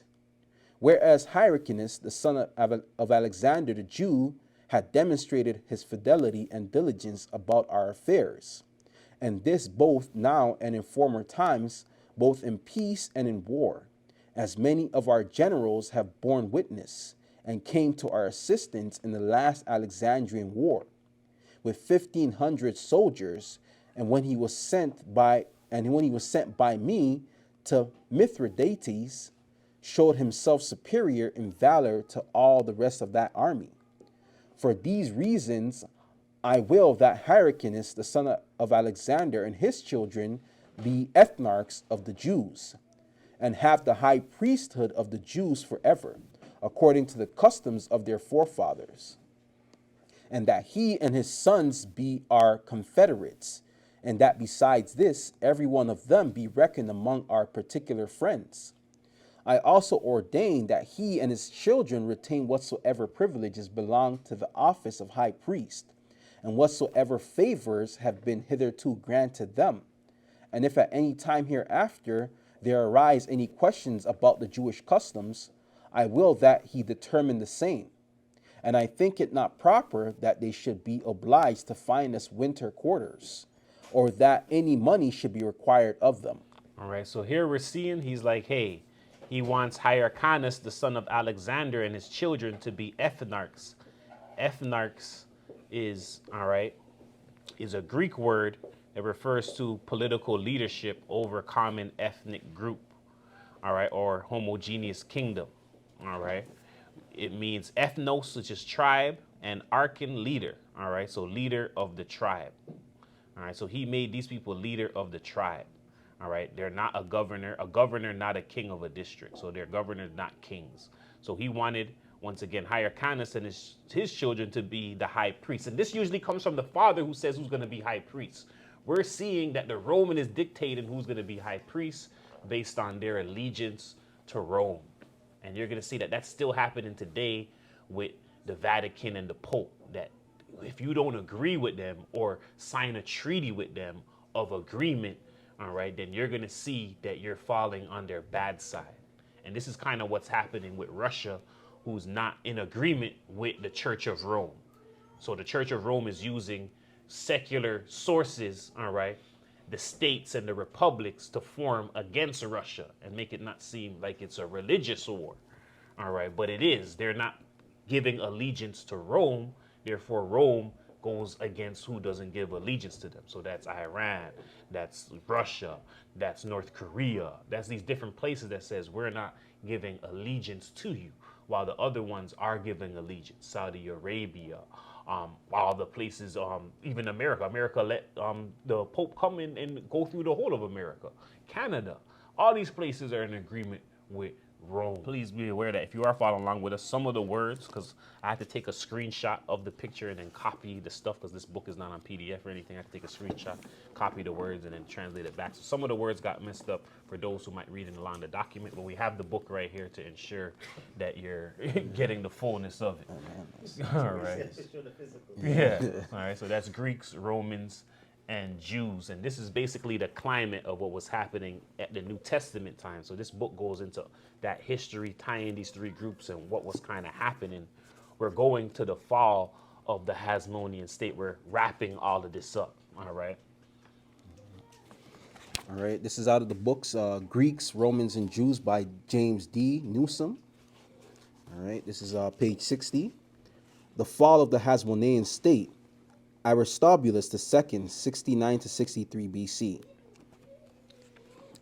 It now became the responsibility of Hyrcanus to defend the Pharisaic interest against Aristobulus, but he was no match for his younger brother. A battle was joined near Jericho, where many of Hyrcanus' troops defected to Aristobulus, apparently because they found him to be a more convincing leader. Hyrcanus retreated to Jerusalem, but surrendered himself and his high priestly office to Aristobulus, in return for the latter's assurance of favorable treatment. Aristobulus thus became king and high priest within weeks or even days of his mother's death. All right, so we're seeing here, we're saying Hyrcanus is there to defend the Pharisaic interests against Aristobulus. So Aristobulus was kind of against that. He was against the Idumeans, all right? But we're seeing that the Pharisees had a interest in connecting with the Idumeans, which is the Romans, all right? And once again, it's just wrapping up what we already went to, that Aristobulus was fighting against Hyrcanus, and most of them was deflecting to Aristobulus until later on. But continue for us. This state of affairs might be continued until the arrival of the Roman army, had it not been for the influence upon Hyrcanus of a certain Idumean named Antipater. All right, so this all happens because Antipater is speaking to Hyrcanus, and he convinced him that he's been done wrong and he should go back for his throne. Continue. This Antipater was the son of the governor of Idumea, who had been appointed during the reign of Alexander Janneus, and whose duties Antipater himself seems to have inherited. But he was avaricious for greater power, seeing in the weakness of Hyrcanus an opportunity for his own advancement. He soon began to manipulate the former high priest by advising him that his life was in danger as long as he submitted to the authority of Aristobulus. All right, so once again, this same Antipater, who was a governor of the Idumeans, convincing this man, seeing that he's weak, doesn't have a kingdom, is giving him power, all right, and is going to use his weakness against him, all right, is convincing him that he should go back and defend that and that his life is in danger. All right, continue. At first, Hyrcanus dismissed the counsel of Antipater, but he was finally won over, and, according to a scheme arranged by Antipater, Hyrcanus fled to Aretas III, the king of the Nabateans, at his capital, Petra. It is this same Antipater who becomes the father of the future Herod the Great. All right, so we're seeing this Antipater becomes the father of Herod the Great, and that's who comes on the scene in the time of Christ. All right, and this is the same one who was in the heir of the individual in the Hyrcanus to go and take the kingdom back so that the Romans could now enter into Jerusalem. But continue. Hyrcanus and Aretas then struck an agreement, also arranged by Antipater, according to which Aretas would place Hyrcanus on the Hasmonean throne in return for the cities in Transjordan that had been in Jewish hands since the time of Alexander Janneus. The advantage to Antipater in all of this is that he apparently hoped by this means to become the real power in the Hasmonean state behind the pliable Hyrcanus. And so Aretas marched against Aristobulus, defeated his army in battle, and besieged him in the Sadician allies on the Temple Mount, the place to which they had fled for refuge. It was the same time of Passover in the year 65 BC. All right, so we're seeing the Sadducees were the ones that were supporting Hyrcanus. All right, so the Sadducees were the ones supporting Hyrcanus, and the Pharisees were the ones supporting the Romans. All right, and then we eventually see the Pharisees now join with the Sadducees, and all of them agree into some sort of level. But continue for us. During the 4 years since the death of Queen Alexandra, the Roman advance into Western Asia Minor and Syria had met considerable success. In 66 BC, Mithridates, king of Pontus, just south of the Black Sea, a stubborn enemy of Rome, had been finally defeated, as had Tigranes, king of Armenia, whose earlier invasion of Judea had been canceled because of the approach of the Romans. All right, so the Romans are taking down their enemies. They're taking down King of Armenia. They're taking down these people, and they were protecting Jerusalem against invasions as they protected the King of Armenia from coming against Judea because of the Romans. All right, but continue. The head of this Roman force was Pompey, who dispatched his general, Scaurus, into Syria, where in 65 he occupied Damascus. All right, so that's 65 years leading up, all right, to the Christian era there. All right, and we're seeing that Pompey is the one who dispatched Sicarius into Syria. These are also the men that went down into Judea. But continue. Yeah. The head of this Roman force was Pompey, who dispatched his general, Scaurus, into Syria, where in 65 he occupied Damascus. It was there that news reached Scaurus in the civil strife among the Jews, and so he marched into Judea quickly as possible in order to exploit the Jews' weakness. All right, so he's seen division and he wanted to exploit that division because once again, Christ said a kingdom divided against itself, right, cannot stand. So they're divided. This is time for the enemy to come in and strike. We'll continue. Upon his approach, both Aristobulus and Hyrcanus offered Scaurus gifts and asked for his support. Scaurus declared in favor of Aristobulus and warned Hyrcanus and his Nabatean allies to lift the siege of Jerusalem. As they were unable to defy the Romans, they obeyed, while Scaurus and his troops withdrew back into Syria. No sooner had the Romans departed, however, than Aristobulus pursued the withdrawing Hyrcanus and his Nabatean allies and overwhelmed them in battle. Among the 6,000 dead was Antipater's brother. For the next 2 years, Aristobulus ruled from Jerusalem relatively undisturbed, while Antipater and Hyrcanus plotted from exile. All right, so just going back into the story here of how Antipater, that one that was in Hyrcanus' ear, they were plotting while they were exiled out and Aristobulus was ruling. All right, but continue. For his part, Pompey consolidated his hold upon Syria by subduing what remained of the Seleucid kingdom, as well as petty local rulers who had assumed power in the final faltering days of that monarchy. In 64 BC, Antioch on the Orontes was occupied and became the capital of the new Roman province of Syria. And the next year, Pompey arrived in Damascus. There he was visited by 3 delegations of Jews, all seeking his favor. The parties of both Aristobulus and Hyrcanus were present, each of whom argued that Pompey should acknowledge their patron as the rightful king of the Jews. A third delegation of Jews tried their patron as the rightful king of the Jews. A third delegation of the Jews tried to convince the Roman leader that the Jews should have no king at all, but that the ancient theocracy presided over by the priests should be restored. The shrewd Pompey, not knowing where his and Rome's best interest lay, postponed a decision, but commanded all parties to keep the peace. He announced that in the meantime he intended to pacify the Nabateans. But Aristobulus would brook no delay in settling the matter between himself and Hyrcanus, and so he collected his army at the fortress of Alexandrium in the lower Jordan Valley. Pompey interpreted this action as directed against himself, and he accordingly diverted his troops from their Nabatean campaign into Judea. All right, so we're seeing here what really happened. Is going into further detail that, all right, they made a deal. He said to pause, no one do nothing. The Nabateans is gonna, be dealing with things till he figure out who should go in place. Aristobulus is like, forget all of that. He's going in place. Pompey looks at it, all right, this brother's going against me. All right, we're redirecting from where we were going now. We're going to Judea. And that's how this whole thing starts with that war that we just read about. But continue.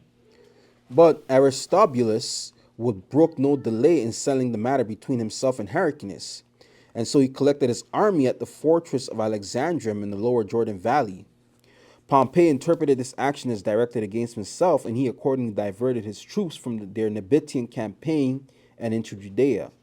It appeared at first that Aristobulus and Pompey would reach an accord, for upon Pompey's demand, Aristobulus led his force peacefully out of Alexandrion and back into Jerusalem.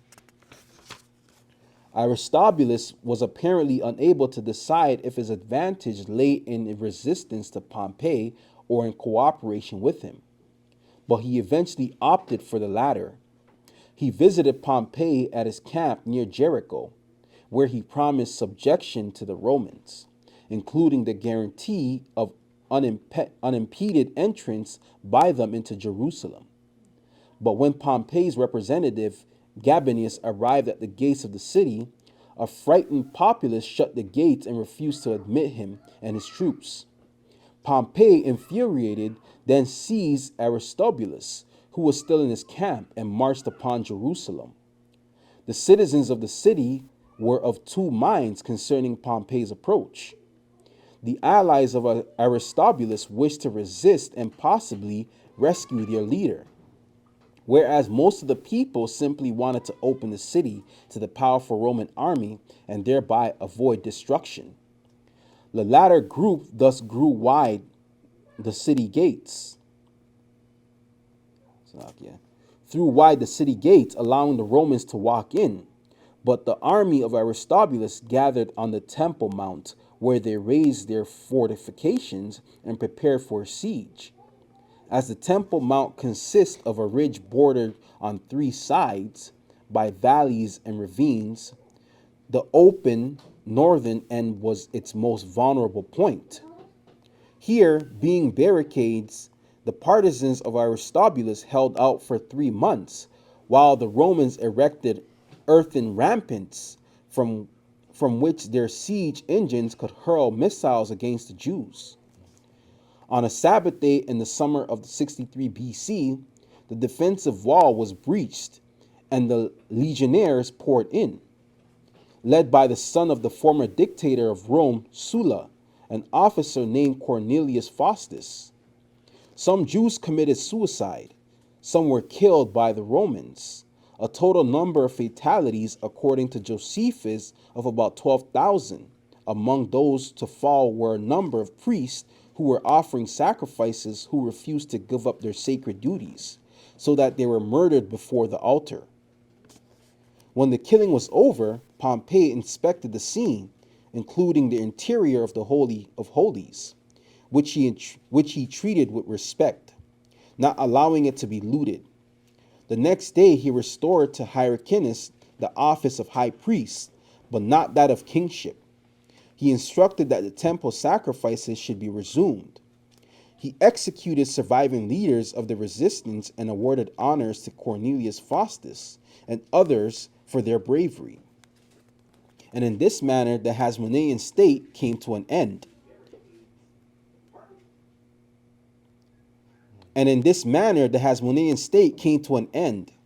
Slightly more than 100 years after Mattathias led the revolts at Modin, some 80 years after the proclamation of independence in the days of Simon, the territory of the former Hasmonean state was placed under the authority of Scaurus, the governor of the province of Syria, while Aristobulus II, in chains, was forced with members of his family to accompany Pompey back to Rome. There, 2 years later, he was among the royal prisoners of war paraded before the population in order to publicize Pompey's triumphs in the East. All right, so we're seeing they finally took Aristobulus. They took him back to Rome, basically as a prize prisoner, to show him publicly that, hey, I'm triumphed. I took down the Jews. And this was the end of the Hasmonean state, the Maccabees. All right, so the Maccabees come to an end, and the rise of the Pharisees come up now. This is the whole war that had to happen. We see that the Pharisees had backing from Rome. That's how they got into this whole thing coming up into the time of Christ. So we're getting a clear understanding of what was happening with the temple and all of this stuff. All right, so we're going to just go back into 2 points of emphasis that were made here. We're going to go into a little more details about them because they have to do with the image of God and the temple. So we're going to go to see that there was 2 temples. All right, one was at Jerusalem and one was at Samaria, and there was a dispute about it during these times as well. All right, and that is violation once again against the image of God and the temple. And the Most High put it at a certain place, and there is now 2 of them, and we're seeing a certain dispute that happened. The 2 temples. The works of Flavius Josephus, Book 13, containing the interval of 82 years, from the death of Judas Maccabeus to the death of Queen Alexandra, chapter 3. The friendship that was between Onias and Ptolemy Philometor, and Onias built a temple in Egypt like to that at Jerusalem. Now it came to pass that the Alexandrian Jews and those Samaritans who paid their worship to the temple that was built in the days of Alexander at Mount Gerizim did now make a sedition one against another, and disputed about their temples before Ptolemy himself. The Jews saying that according to the laws of Moses, the temple was to be built at Jerusalem, and the Samaritans saying that it was to be built in Gerizim. They desired before the king to sit with his friends and hear the debates about these matters, and punish those with death who were baffled. Now Sabaeus and Theodosius managed the argument for the Samaritans, and Andronicus, the son of Massalamis, for the people of Jerusalem. And they took an oath by God and the king to make their demonstrations according to the law. And they desired of Ptolemy that whomsoever he should find that transgressed what they had sworn to, he would put him to death. Accordingly, the king took several of his friends into council and sat down in order to hear what the pleader said. Now the Jews that were at Alexandria were in great concern for those men, whose lot it was to contend for the temple at Jerusalem. For they took it very ill that any should take away the reputation of that temple, which was so ancient and celebrated all over the habitable earth. Now when Sabaeus and Theodosius had given leave to Andronicus to speak first, he began to demonstrate out of the law and out of the successions of the high priest, how they everyone in succession from his father had received that dignity and ruled over the temple, and how all the kings of Asia had honored that temple with their donations and with the most splendid gifts dedicated thereto. But as for that at Gerizim, he made no account of it, and regarded it as if it had never had a being. By this speech and other arguments, Andronicus persuaded the king to determine that the temple at Jerusalem was built according to the laws of Moses, and to put Sabaeus and Theodosius to death. All right, so there's a whole thing at the time of Ptolemy there prior to where they're arguing about the temple and which one is the true one. So we're seeing a bunch of temples was being resurrected. There's one at in the Samaria's land. Which one is true? They convinced the king that the Jerusalem one was true. He put the other people to death. They're no longer dealing with that one. So we're seeing that the Jews had a certain thing about honoring the temple, not having idols in there, not dealing with that, but they forgot about not fraternizing with the evil one. They started dealing with the people round about and making league with them, and the leagues with them is what's empowering them into power in their state. And we see what happened with the Romans. This now lets Rome come into Jerusalem. The Romans are now with the Pharisees, and the whole time the Romans in their mind know that they're subverting Jerusalem by being the true power, but using one of the Hebrews against their own selves. All right. So we're going to go back now and look at again at the conversion of the Idumeans, all right, into Jews, and how that happened under John Hyrcanus, the first one, all right, who we started off the whole thing with, and how he went and he brought these people and made them Jews. And this is what made them angry, that he went and took them down. And now when it's their time, once you take down the people, they're going to be ready to take you back down. All right. And that's what's happened. All right. But we're going to go back to review that again.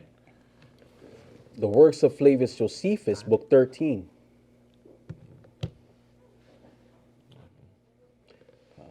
The works of Flavius Josephus, Book 13, containing the interval of 82 years, from the death of Judas Maccabeus to the death of Queen Alexandra, chapter 9. How after the death of Antiochus, Hyrcanus made an expedition against Syria, and made a league with the Romans concerning the death of King Demetrius and Alexander. verse 1. But when Hyrcanus heard of the death of Antiochus, he presently made an expedition against the cities of Assyria, hoping to find them destitute of fighting men, and of such as were able to defend them. However, it was not till the 6th month that he took Medeba, and that not without the greatest distress of his army. After this he took Samega and the neighboring places, and besides these, Shechem and Gerizim, and the nation of Kuthians who dwelt at the temple, which resembled that temple which was at Jerusalem, and with Alexander permitted Sanballat, the general of his army, to build for the sake of Manasseh, who was son-in-law to Jaddua, the high priest, as we have formerly related, which temple was now deserted 200 years after it was built. Hyrcanus took also Dora and Marissa, cities of Idumea, and subdued all the Idumeans, and permitted them to stay in that country, if they would circumcise their genitals, and make use of the laws of the Jews. And they were so desirous of living in the country of their forefathers that they submitted to the use of circumcision, and of the rest of the Jewish ways of living. And at which time therefore this befell them, that they were hereafter no other than Jews. But Hyrcanus the high priest was desirous to renew that league of friendship they had with the Romans. Accordingly, he sent an embassage to them, and when the Senate had received their epistle, they made a league of friendship with them, after the manner following. Keep going. Oh, no. You can stop right there. All right. So here we see once again that the Jews, when Hyrcanus was at the beginning, when he was stretching out the kingdom, these people wanted to stay in their land of their forefathers and was forced to convert to Judaism. All right. These people eventually now are the ones that came back now and is now forcing their way back into the temple, into Rome. All right. And we're seeing that Hyrcanus once again was renewing friendship that they had with the Romans. All this stuff, the Essenes are not a part of this. The sons of Zadok are not a part of this. We're going to end it off with going into what they were doing. But once again, we're just going to wrap up the Hasmonean dynasty and who they were. So we're just going to go to the Encyclopedia Britannica and just give the Hasmonean dynasty real quick. The Hasmonean dynasty. Hasmonean dynasty, also spelled Hasmonean, dynasty of ancient Judea, descendants of the Maccabee family. The name derived, according to Flavius Josephus in the Antiquities of the Jews, from the name of their ancestor Hasmoneus, or Hasmon, or Asmoneos, in 143 or 142 BCE.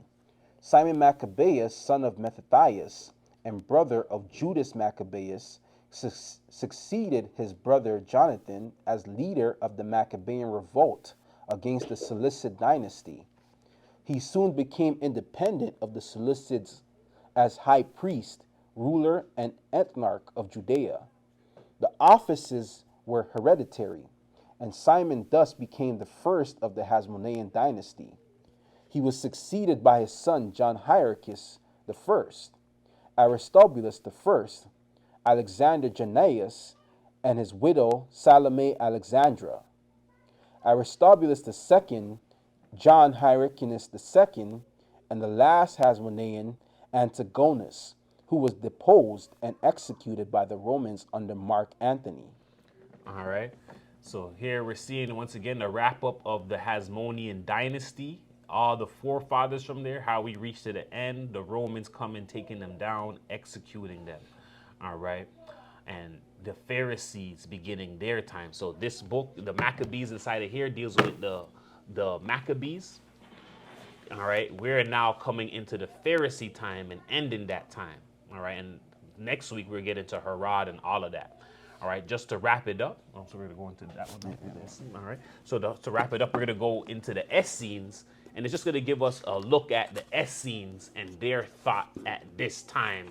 While all of this is going on, Where are the Essenes? We're not seeing them being made mention a lot in here while this stuff is going on. And we're going to look into the book right there that's going to tell us the history on the Essenes, what they were doing during this time, what was their mind state when all of this was going on in the land. All right.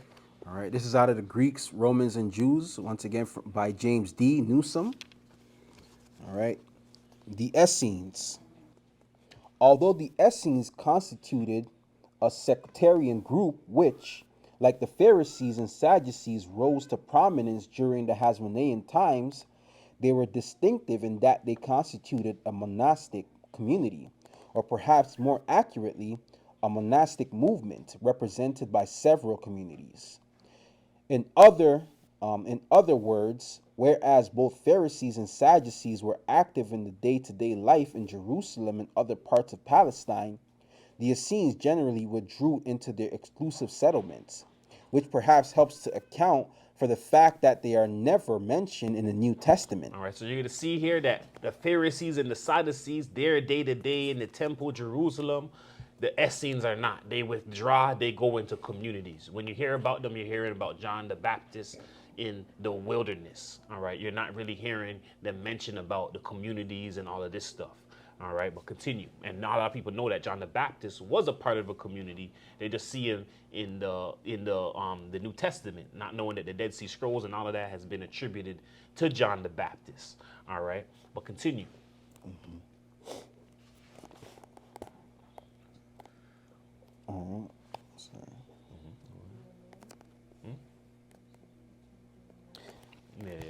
All right. They are known to a number of ancient writers. However, Philo and Josephus, as well as the Roman writer Pliny the Elder, 23 to 79 AD, provide valuable information concerning the Essenes. In addition, as we shall discuss below, there is good reason to believe that the members of the Qumran community were Essenes. Thus, there's significant amount of literature that has survived, as well as archaeological information from the Qumran site, may help cast light on this group. The details of Essene origins are obscure, even the derivation and meaning of their name constituting a mystery. All right, so we see that the details, the origins, the derivation, and the meaning of their name even constitute a mystery. A lot of people say it means therapeuti, all of this. We actually seen that Essene, all right, actually goes back to the name of the Father, all right, which is the I am, all right, and that's what it is in the Latin. It's actually a Latin word, all right, but continue for us. All right, so these are the people that I am. They actually have the name of the Father on them, which is Essene in Latin, all right. All right. In addition, as we shall discuss below, there is good reason to believe that the members of the Qumran community were Essenes. Thus, there's significant amount of literature that has survived, as well as archaeological information from the Qumran site may help cast light on this group. The details of Essene origins are obscure, even the derivation of the meaning of their name constituting a mystery. But it is a widely held view among scholars that they are ideological descendants of the Hasidim or the early Hasmonean era. An ancestry they will thus share with the Pharisees, and one that would help to explain the similarity of many of their views. If the evidence of the Qumran material is relevant, as seems most likely, the Essenes look with deep hostility upon the Hasmonean assumption of the office of the high priest by Jonathan in the year 153 BC.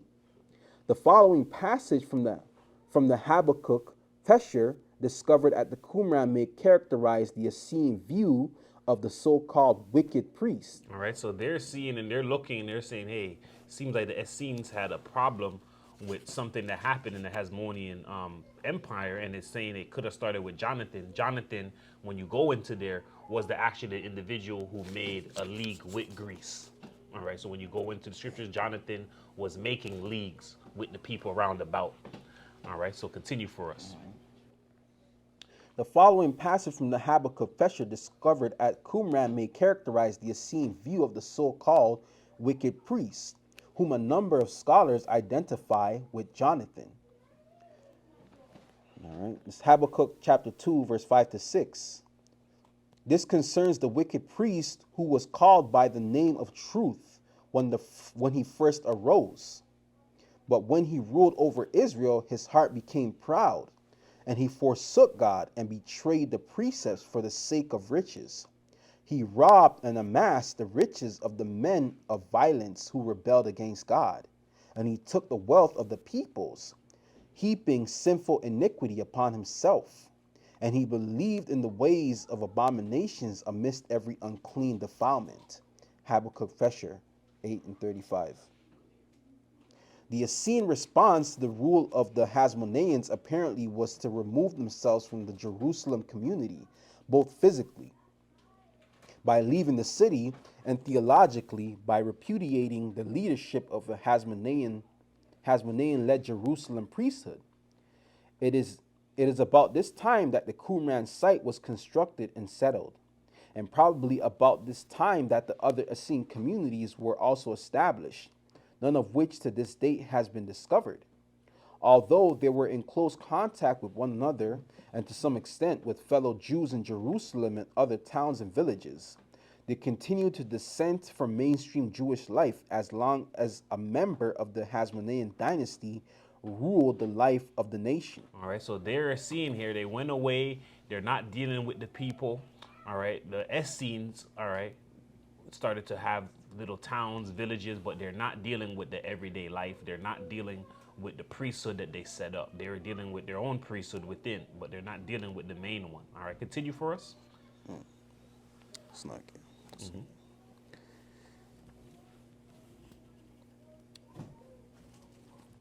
All right. Although they were in close contact with one another and to some extent with fellow Jews in Jerusalem and other towns and villages, they continued to dissent from mainstream Jewish life as long as a member of the Hasmonean dynasty ruled the life of the nation.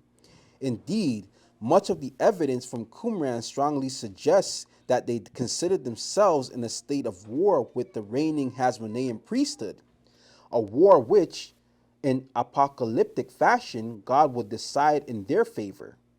They doubtless rejoiced over Pompey's capture of the Temple Mount in 63 BC and the unseating of the Hasmonean king, although Hyrcanus II continued in the office of high priest. In Herod the Great, they found a common ally against the Hasmoneans. For the Idumean client who ruled with the sufferance of the Romans feared the Hasmonean descendants as potential threats to his own authority. Thus, Herod absolved the Essenes from taking an oath of loyalty, which in any event they would have refused to do. And in the light of this, the Qumran community and possibly other Essene settlements may have been abandoned in order that the Essenes could return to Jerusalem and to the other regular Jewish settlements. Herod's motive in permitting the Essenes this unusual freedom was undoubtedly his hope that they would be a political, perhaps even military force against Hasmonean pretensions to power.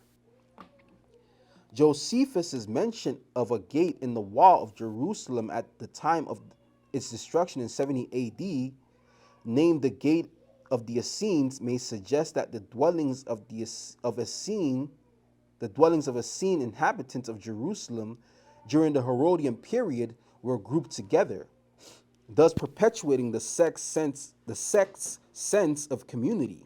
All right, so here's some things in here. They say Herod, wanted to move them in. They were allowing them to come in because they were against the Hasmonean state, and the Hasmoneans constantly wanted to usurp the Pharisees and all of this stuff. But we see that the Essenes, according to what we're reading, they weren't dealing with none of those sides. All right, the Pharisees, the Hasmoneans, none of them they were dealing with per se. But we're here seeing some of the views of the of the Essenes through history, and it was known that once again they weren't in agreement with a lot of the stuff that was going on this time. They departed. All right, during these times they departed, leading up into crisis time. All right, so once again we got a good look at what transpired. We got a good look at Ptolemy, him requesting the scriptures, all right, to be translated. All right, we got to see how it went from Ptolemy to John Hyrcanus, all right, and John Hyrcanus came after his father, Simon Maccabees.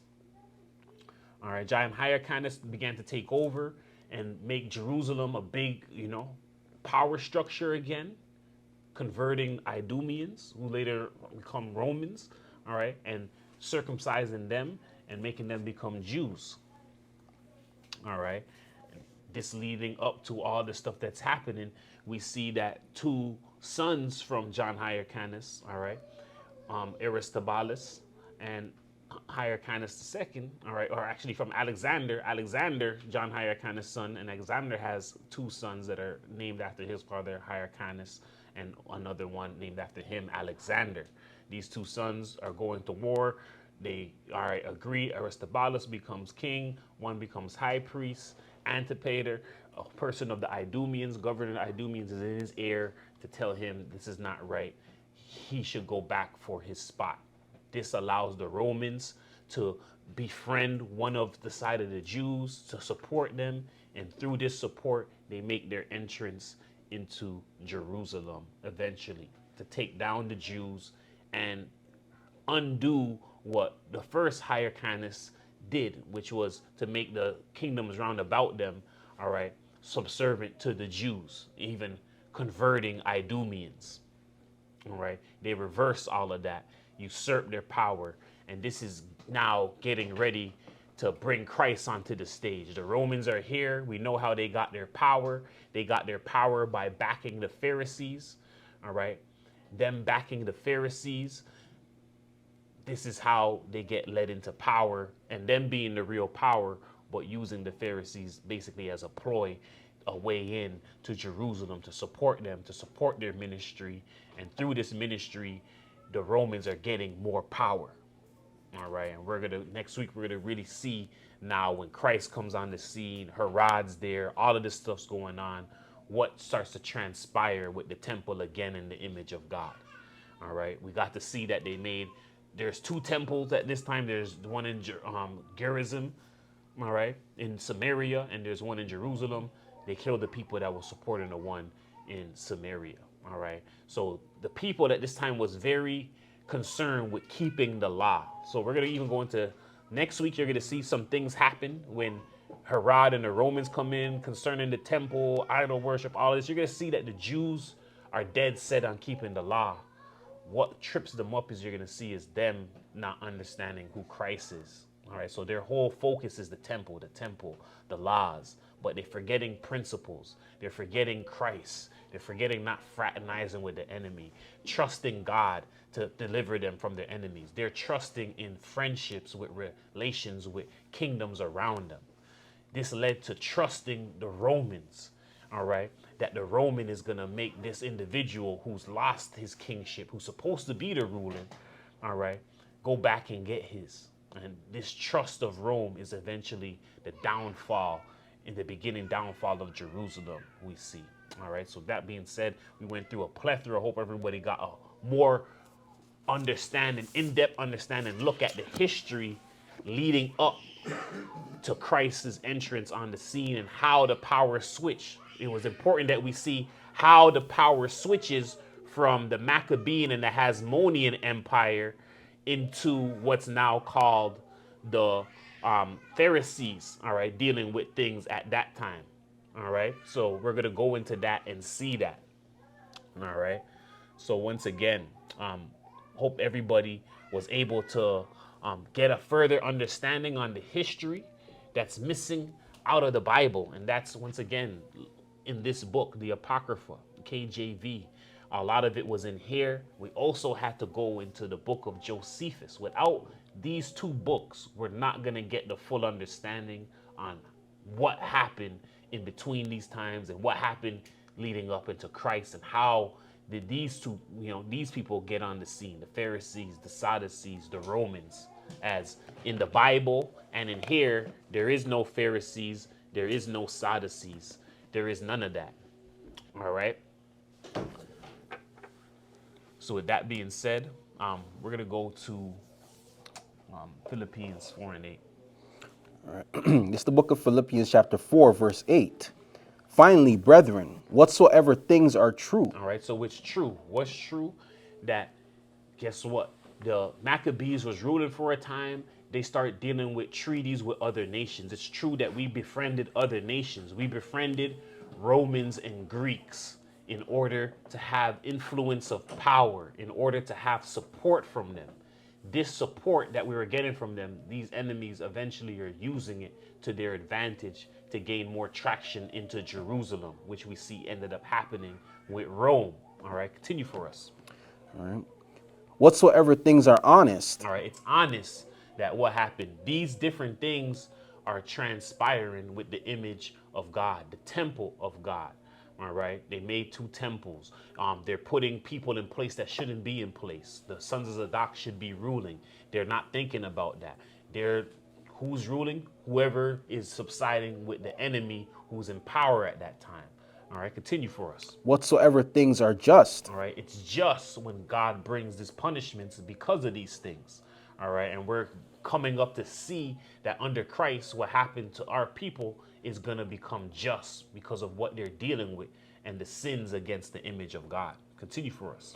Whatsoever things are pure. All right, it's pure when we have a pure priesthood and doing the things according to the way the Most High wanted. The Essenes didn't see pureness there, so the Essenes retreated. This is the same thing. We are the Essene community today. The churches are around about us. The same stuff are happening. They're fraternizing with the enemy. They're agreeing with the Roman church. We just had COVID. All of them agreed with the Roman doctrine, all right, of biochemicals, biomedicine being used, all right, whereas we're the Essenes, we deal with the earthly mother. We deal with the natural healings from the herbs. The other people are siding with the enemy again for what? For power. This is what we've been seeing. This is what's leading up. There's no new thing under the sun. This is why the Essenes have to come back again and be what? Separated. We're not among these people. We're not in their stuff. We're not in agreement with them. Our doctrine is going back to the original doctrine. We're reading about the history and stuff that leading up to these things right here. Continue for us. Whatsoever things are lovely. All right, it's lovely when the Most High comes and he sees a community operating the way he wanted to set up. We're seeing why Christ was going against the Pharisees, the Sadducees, speaking against them, but not speaking about the Essenes. Well, even with the Essenes, we're going to go through that in another lesson to show the 2 communities of the Essenes and which one became to be the leader ones. You're seeing that when you're hearing about the Essenes, when you're hearing about literature from the Essenes, they're speaking about one of the Essene communities, which is the Qumran community. And we're going to go into that. Who is the Qumran community? We follow the records of the Qumran community. But there was other Essene communities as well. Continue for us. Whatsoever things are of a good report. If there be any virtue, and if there be any praise, think on these things. Those things which ye have both learned and received and heard and seen in me, do. And the God of peace shall be with you. All right. So once again, with that being said, this was our lesson, the consuming fire, the image of God versus the image that provokes, the glorification of the Son. This is part 7. And once again, we have to go through an in-depth lesson of the history of the image of God, how God punishes for it, leading all the way up to the time of Christ. So it did take a while. We're here at part 7, probably to have 10 parts, all right, or 9 parts to it. All right, but next week we'll be starting back off, or most high willing next week, we'll be starting back off, and we'll be now entering the time of Herod, Christ, and getting a little more into that society at that time now. All right, so that being said, we want to say peace and blessings. All right, this is the Essene Community Church of Christ. My name is Archbishop Shamar. And I'm Bishop Michaela. And this was your Sabbath report / lesson. Enjoy the rest of your Sabbath. Also enjoy the Lord's Day tomorrow, as here we do acknowledge both days. We don't fight. There's no division, all right, within here. There's not supposed to be division within Christianity over the 2 days, as both of the days were given to the people. They're both days that are foreshadows of things to come. The Sabbath day, a foreshadow of the 1,000-year rest that Christ would bring. And the Lord's Day is a foreshadowing of the new heaven and new earth that follows after that. So with that being said, peace and blessings. Shabbat Shalom. Happy Sabbath. And see you next time. Happy Sabbath. Happy Sabbath. Shabbat shalom.